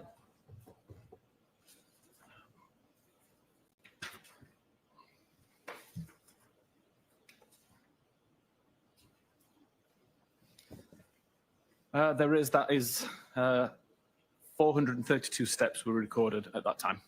Can a phone record steps if it's being moved back and forth? It may record some. It's difficult to say how many would be misunderstood as being steps taken. If you're shaking an object that moves the phone violently, could it record steps? Again, potentially it could record some, but it's not a consistent enough pattern of movement for it to be recorded as lots of steps. Now at 6:14, the temperature is 37 degrees, and you just offered us that by 6:35, over the next 21 minutes, the degrees goes up by 6 degrees. Correct. You don't know what was happening with that phone at 6:15:01, do you? I don't. Do you know? I don't know. No. Next question. But what you do know is this healthcare data at 6:15:14, Correct. and that demonstrates what? At 6:15:14, it was the start of 180 steps. So the phone at 6:15:14 is again moving. Correct. And after that starts moving wherever the phone may go, it starts getting warmer temperature. Correct.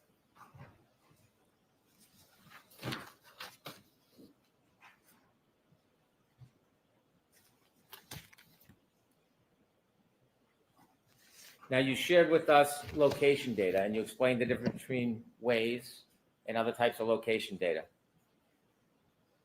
I had asked you an opinion about where the phone was located based just on location data, nothing else. And when I asked you that opinion, I didn't ask you to a reasonable degree of scientific certainty, did I? I don't recall. I asked you if it was consistent Yes. with being near the flagpole the entire night. Sustained.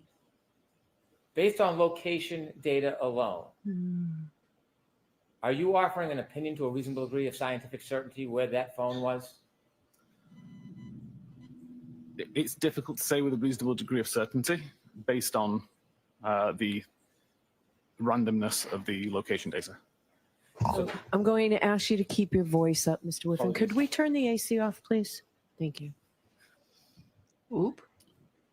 No, it's difficult to give an answer based to a high degree of scientific certainty based on the sporadic nature of the records that night. Based on the data you have, just on location data alone, is that location data consistent with that phone being near the flagpole area from midnight until 6:15 the next morning? It is, yes. There's also information because the broadness that it could have been somewhere else, Correct. yet it is consistent. It is. You didn't just rely on location data for your opinion, though. I didn't know. Watch the form, Mr. Brennan. Yeah. Sustained. Did you rely just on location data for your opinion? No, I did not. Did you also consider the health data? I did. And did you also consider the battery temperature? Sustained. In addition to location data, what are the other things you considered, in your opinion, to a reasonable degree of scientific certainty that that phone was at the flagpole the entire night from 12:30 until 6 the next morning? I'm going to allow that. It was based on the location data that recorded high accuracy, based on the health data that showed when the device moved and how far, based on the battery temperature information, and based on the Doppler face detection information. Let me ask you some more questions about the health data. You were shown pieces of information on examination. You told us that that health data, well, the phone was it your opinion the phone was in the car until it stopped at the flagpole? Sustained. At 12:31:56 and 12:32:16, does the data show that is the time that the phone was moving? At what time, sorry? 12:31:56 to 12:32:16. And sorry, the rest of the question was? Does that demonstrate movement of the phone at that time?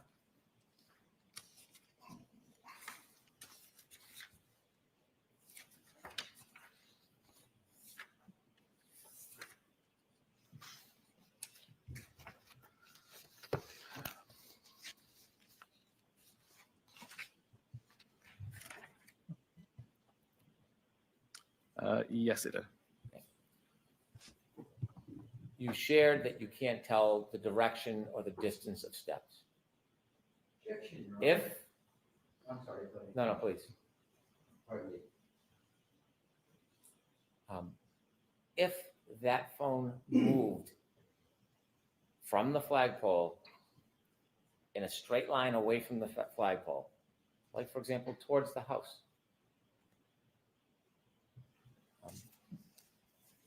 wouldn't it have to move again before 6:04 to get back to the flagpole? Objection, Your Honor. I'll allow it. I would presume so. All right, you asking me to strike that, Mr. Yes, Your Alessi? Honor. I'm going to strike that. Does health data register when a phone moves? It does.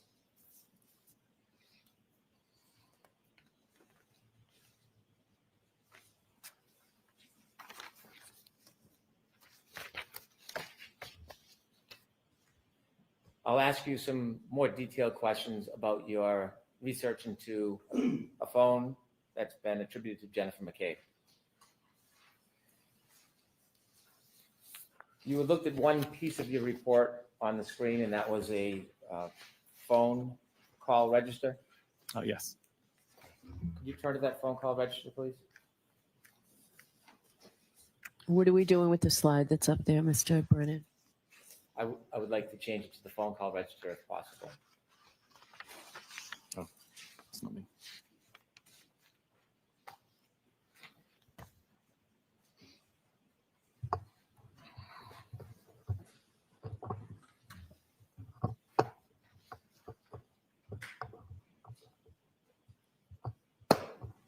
I believe it's Exhibit 42. If you, do you have the report that you could put on the screen regarding Oh, I the don't phone call have. register? I don't have this one that was shared as Okay. Exhibit 42.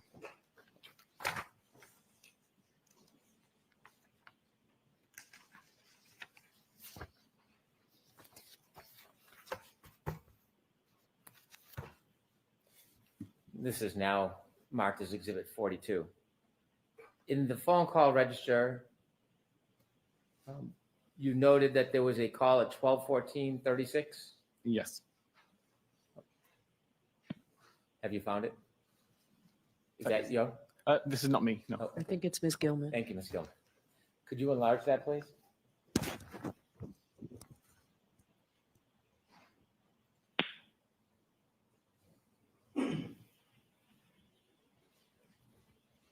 Which portion of it? Up the top part. The first 4 or 5 calls. Thank you. And we need it larger, Ms. Gilman, please.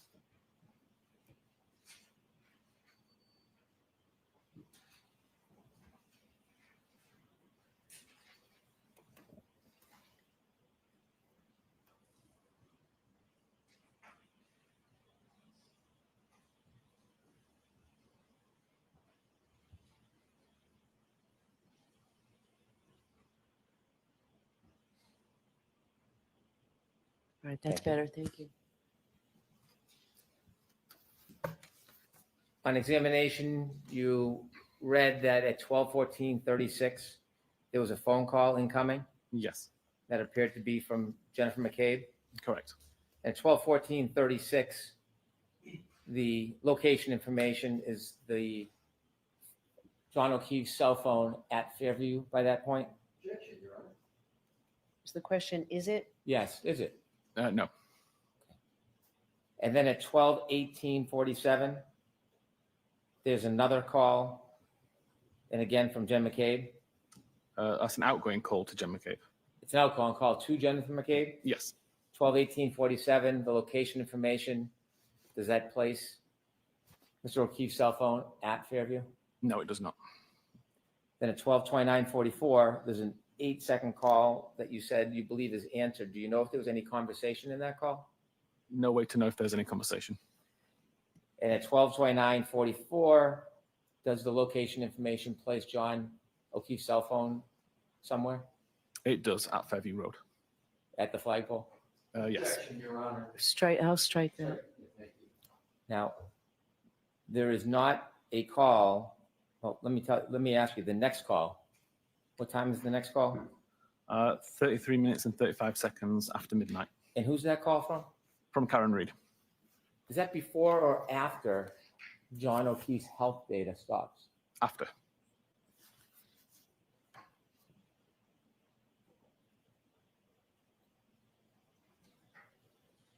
At 12:37, you offered us that the cell phone battery's temperature is decreasing. Yes. How many calls have been made from the defendant to John O'Keefe by the time that cell phone battery starts dropping in temperature? 7.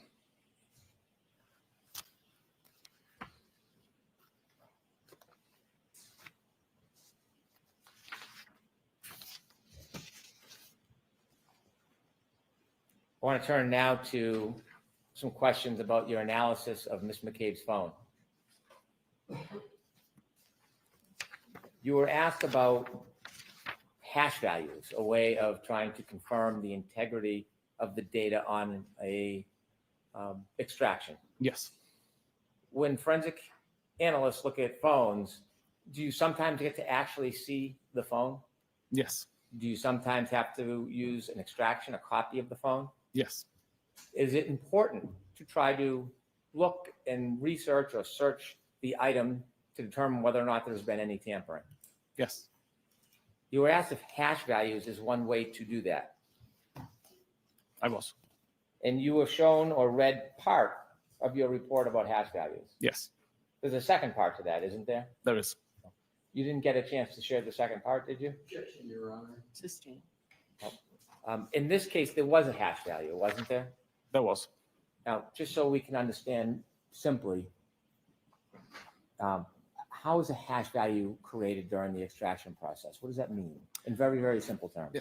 At the end of the extraction, an algorithm is run on every piece of, every byte of data within the extraction, and it comes out with a value at the end. The idea is that if any of that data ever changes, be it through user interaction or through corruption of data in how it was stored, then that value will change at the end.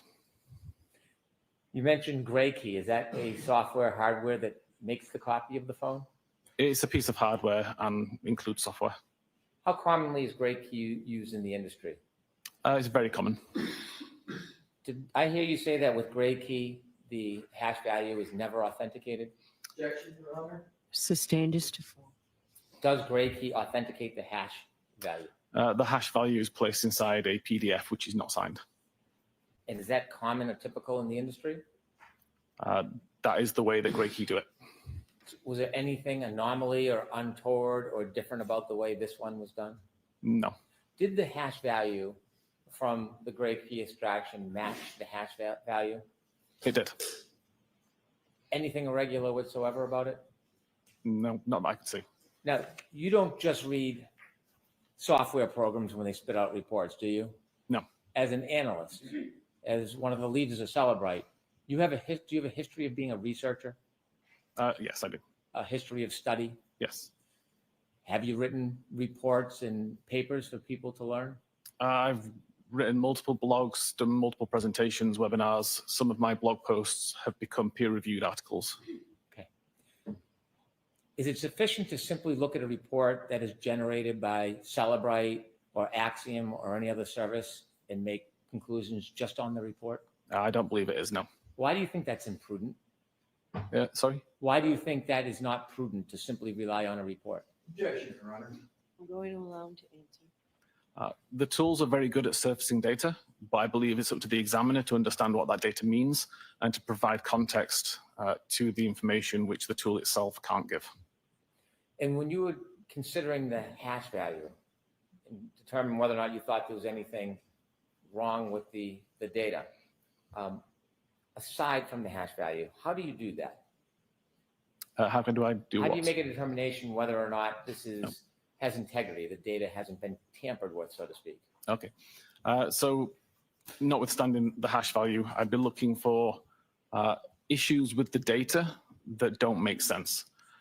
In this particular case, there was lots of data points that all appeared to work together. Like you would see one artifact change in one database and an artifact would change somewhere else. And it all just made perfect sense in how it was functioning. That kind of leads you to believe that it's not been tampered with, or the person tampering with it did an exceptional job to be able to cover all of these different tracks and make it undetectable. Did you try to summarize that perspective in the part of the report that wasn't read to you on examination? I did. Do you have an opinion to a reasonable degree of scientific certainty if there was any data integrity issues in the information you reviewed? I don't believe there was any.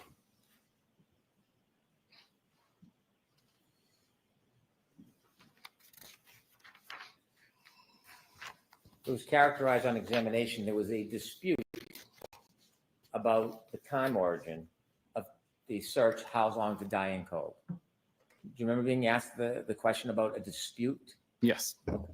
Have you, in your studies and in your position, is there any viable dispute in the forensic data scientific community about that issue?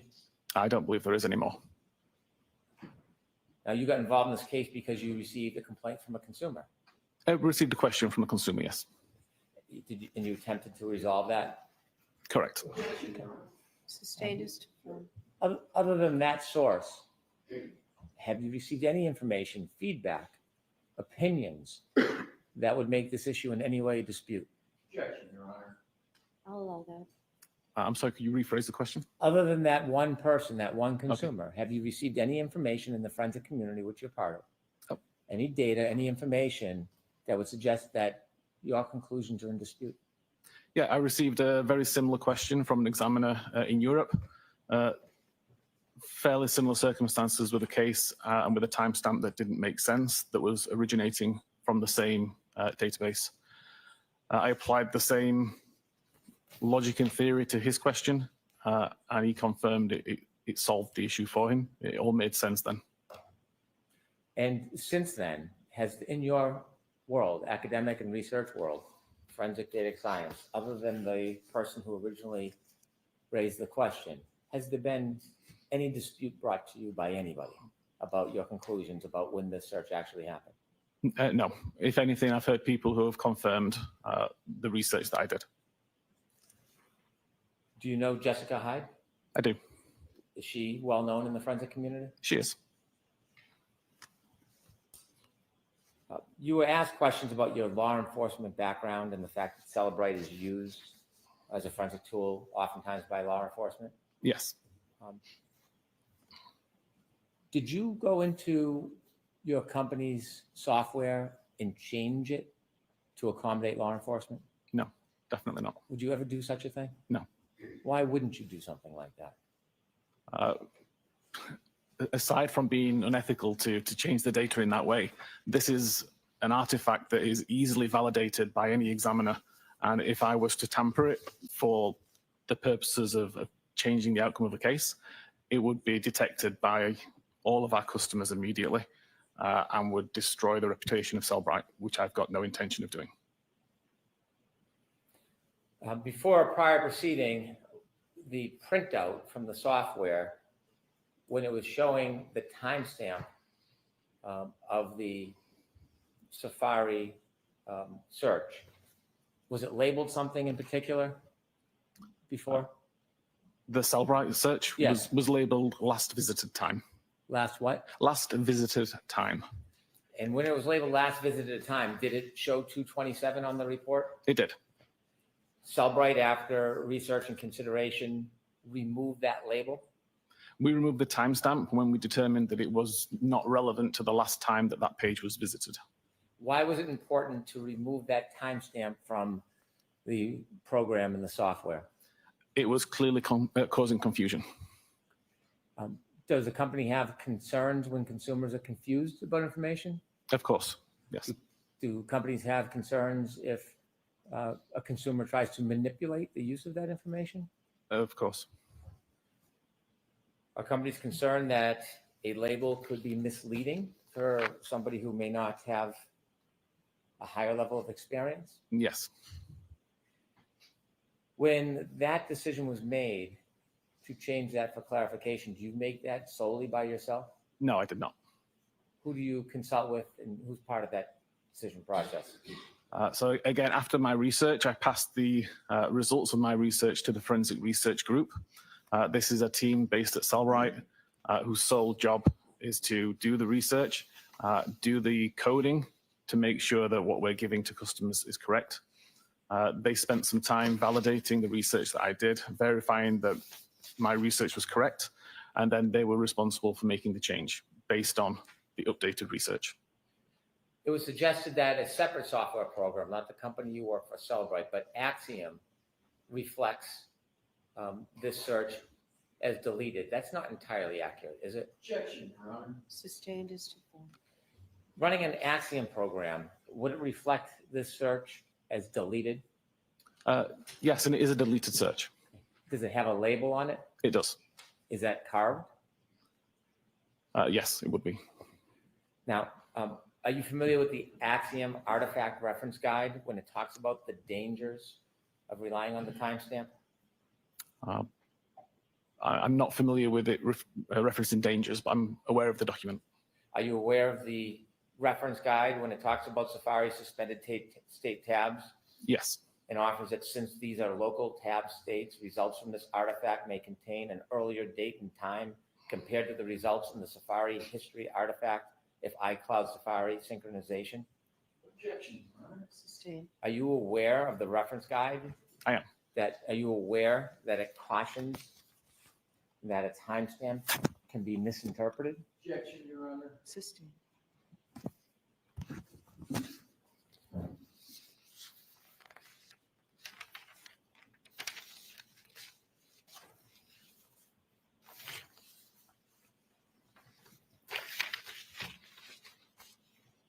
Sir, when you came to your opinion that the search for how long to die in the cold at 6:23 and 6:24 in the morning of January 29, 2022, was the time that they were actually inputted, not 2:27.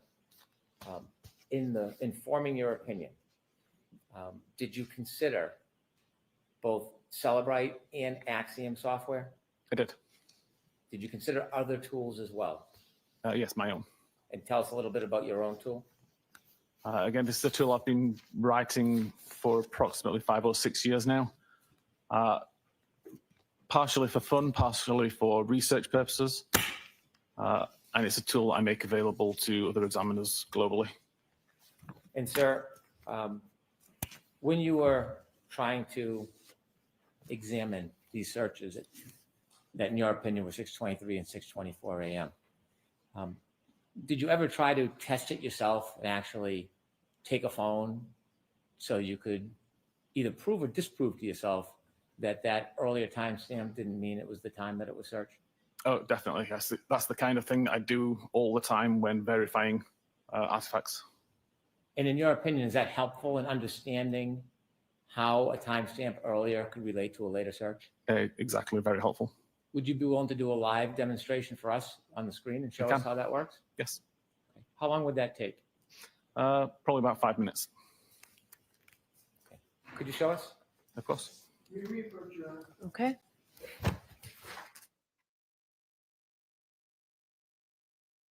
Oh, yeah. You know what I have noticed the last few days, with all of this controversy going on with the candor of the court, is how quiet Alan Jackson has been. You don't hear him objecting, saying anything. The least he says right now, the better, I think, with all of this going on. Probably smart. It's Yannetti doing the objecting. I thought it should be Alessi since he did the cross, but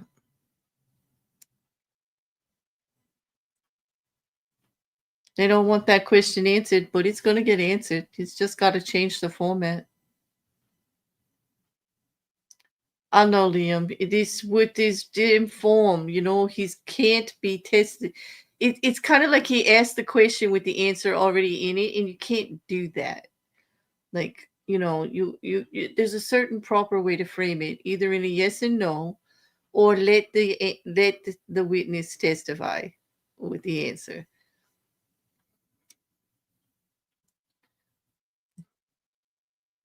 The more he gives the defense to object to, the more it will frustrate the jury, which I'm sure is their objection, with their object rather.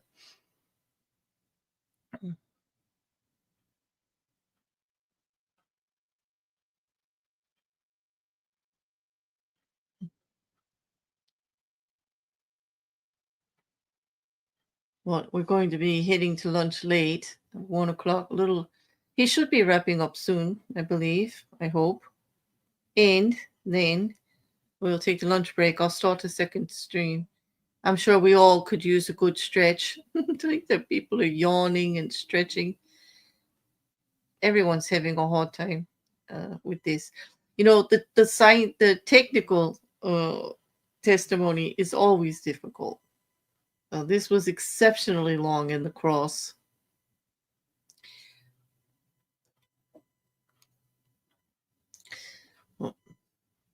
This is a long sidebar, though, so apparently there's an issue. Or, yeah, what if any, Elaine? I remember, I was just thinking that. You get out of my head there, woman. Like, I was just thinking that. Remember, what if any? I don't know any. I mean, seriously, all the trials that we've covered, is not Elaine the one that was objected to the most, like constantly? And it was sustained almost every time. And she could not use that microphone. Like,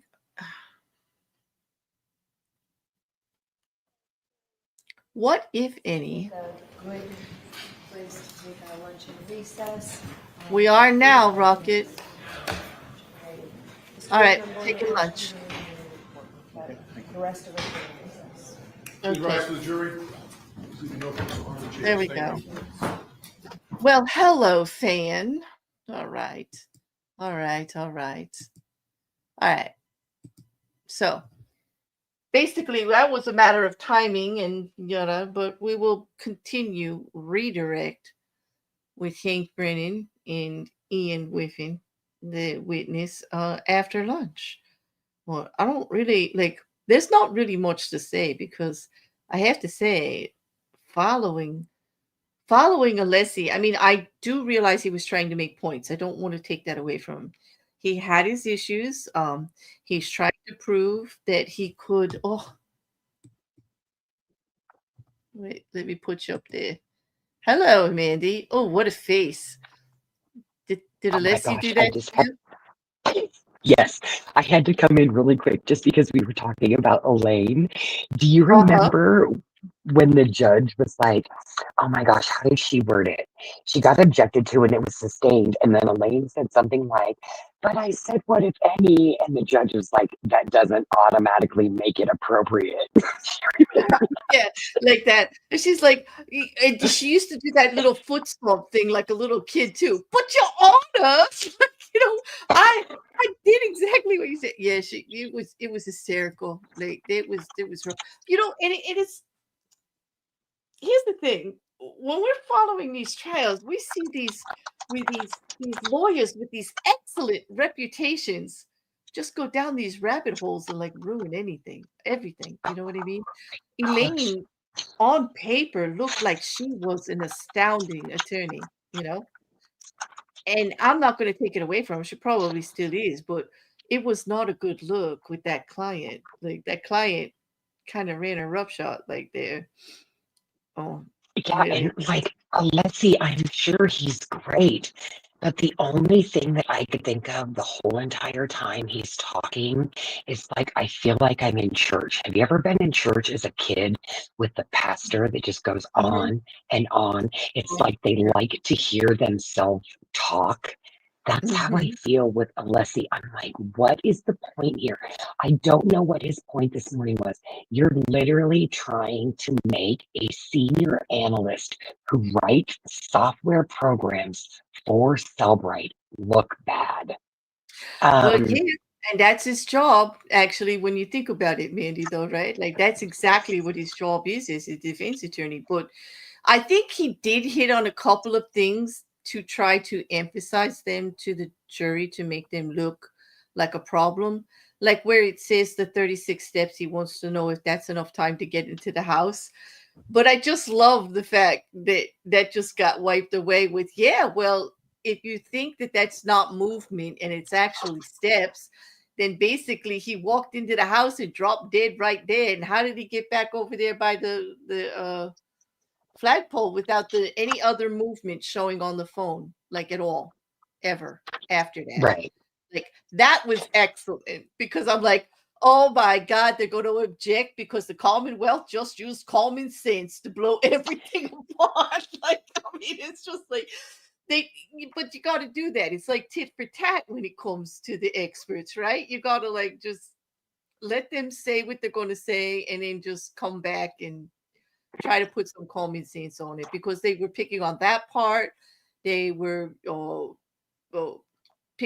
definitely going back on the fact that Axiom still shows that message of how's not to, whatever in the snow, the Google thing, I want to die in the cold. Yeah. yeah, at 227. So there's one software program out there that still shows it, but it still will show it as in an open search window from the night before. Well, whether they can't take that part away, they can take the part about deletion because first they tried to say she deleted it, but there's nothing in any of the software programs that show that it was manually deleted by the user. Nothing. Right. Well, they also tried to claim that she deleted a bunch of phone calls, but then it was brought out that, I mean, during that time, I can only imagine there were a lot of phone calls being made to people, friends of John and family members, and they're trying to say that she was deleting calls. Well, that's not really what happened. When you start making a bunch of phone calls, older ones drop off.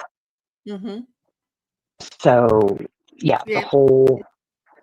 No, it's like when you use this kind of data, when you're actually like Ian Whiffin, an expert in this kind of data, it's easy to explain that that's what happens automatically, and it just takes it. Like if you don't know all of this, when you look at it, it looks like one thing, and you just need somebody to explain to you how the programs actually work. The one thing they can't take away is Ian Whiffin's credibility. I mean, he tried. Did you hear Alessi trying to make it as if Ian Whiffin, because he likes to work with law enforcement, would alter the programs to fit what law enforcement wants it to say? Yeah, I liked that recent question by Brennan, and where he was like, "Would you do that?" And he was like, "Absolutely not." Well, because it doesn't make any sense. Like, for common sense, nobody would actually think that, but, how the defense is out here in conspiracy land and, all of this. And I'm so glad when common sense comes back in and asks the right question and lets the witness say, no, that doesn't make any sense because it is, and give a full answer. But he does have to work on his form. Mr. Brennan, it's driving me crazy. He's pissing me off because he's giving the defense the opportunity to object too much, and it interferes with the flow of what he's trying to do, and it does make it look bad to the jury. Like he's trying to like he's trying to customize the testimony. Like, this witness is credible all on his own. Just let him say what he needs to say. The jury is going to be like, treat the jury like they're smart. They're going to be able to figure it out. Well, see, and then there's the other side of me that the jury might think after all of these objections, like, well, why don't you want the prosecution to get this out? What are you trying to hide? You don't want them to say this. That's, Hmm. another thing I thought of also. But you just have to Yeah, be like us, and we follow all these court cases, because when I hear an objection, I'm like, oh, they don't want this out. But I don't that's know right. if Hmm. that's what other people would think. Right. It's true. Well, it's difficult to what from the jury perspective, they might be thinking that the defense is just protecting Karen's rights, that they're doing something wrong, like they could. It just depends on what angle they're coming from at the moment. But at least they woke up. I think they did wake up towards the end here with what was going on with Brennan, I hope, because man, I literally almost nodded out. Can you imagine? The stream keeps going and nobody can find me because, like, Alessi just used his like power of mind numbingness or whatever you want to call it to just knock me out. Seriously, I had such a hard time following him. I'm trying to mark down what his points are to see what evidence there is against that, because that's what I do. I think both sides have points all the time, but I was getting lost. Yeah. I don't know. But on that, I think So you're I'm gonna going wrap to it up, and I'll see you in the afternoon then. I'm always yeah. here. It's month end for me, No, so no, no, I don't blame you. Believe me, I've had a hard time myself. I don't blame you at all. I know you're working too. So what I'll do is I'll drop you the link. Everybody, I will oops, I guess I should actually pull up the link for the other stream and drop it, and then I'll see everybody. She said an hour, right? She didn't cut lunch short, did she? Oh my gosh, I hope not. But oh, here it is. Okay, everybody, this is the next stream. I'll be there before the hour anyway, because I monitor to make sure, and if they catch me short, I'll definitely go live right away, but we won't miss anything. There you go, everybody. Thanks for joining us. Thank you, Mandy, for coming up. Well, I think all right. we'll take our lunch now, and I'll see you in a little while. I'll see everybody. All All right. righty, bye.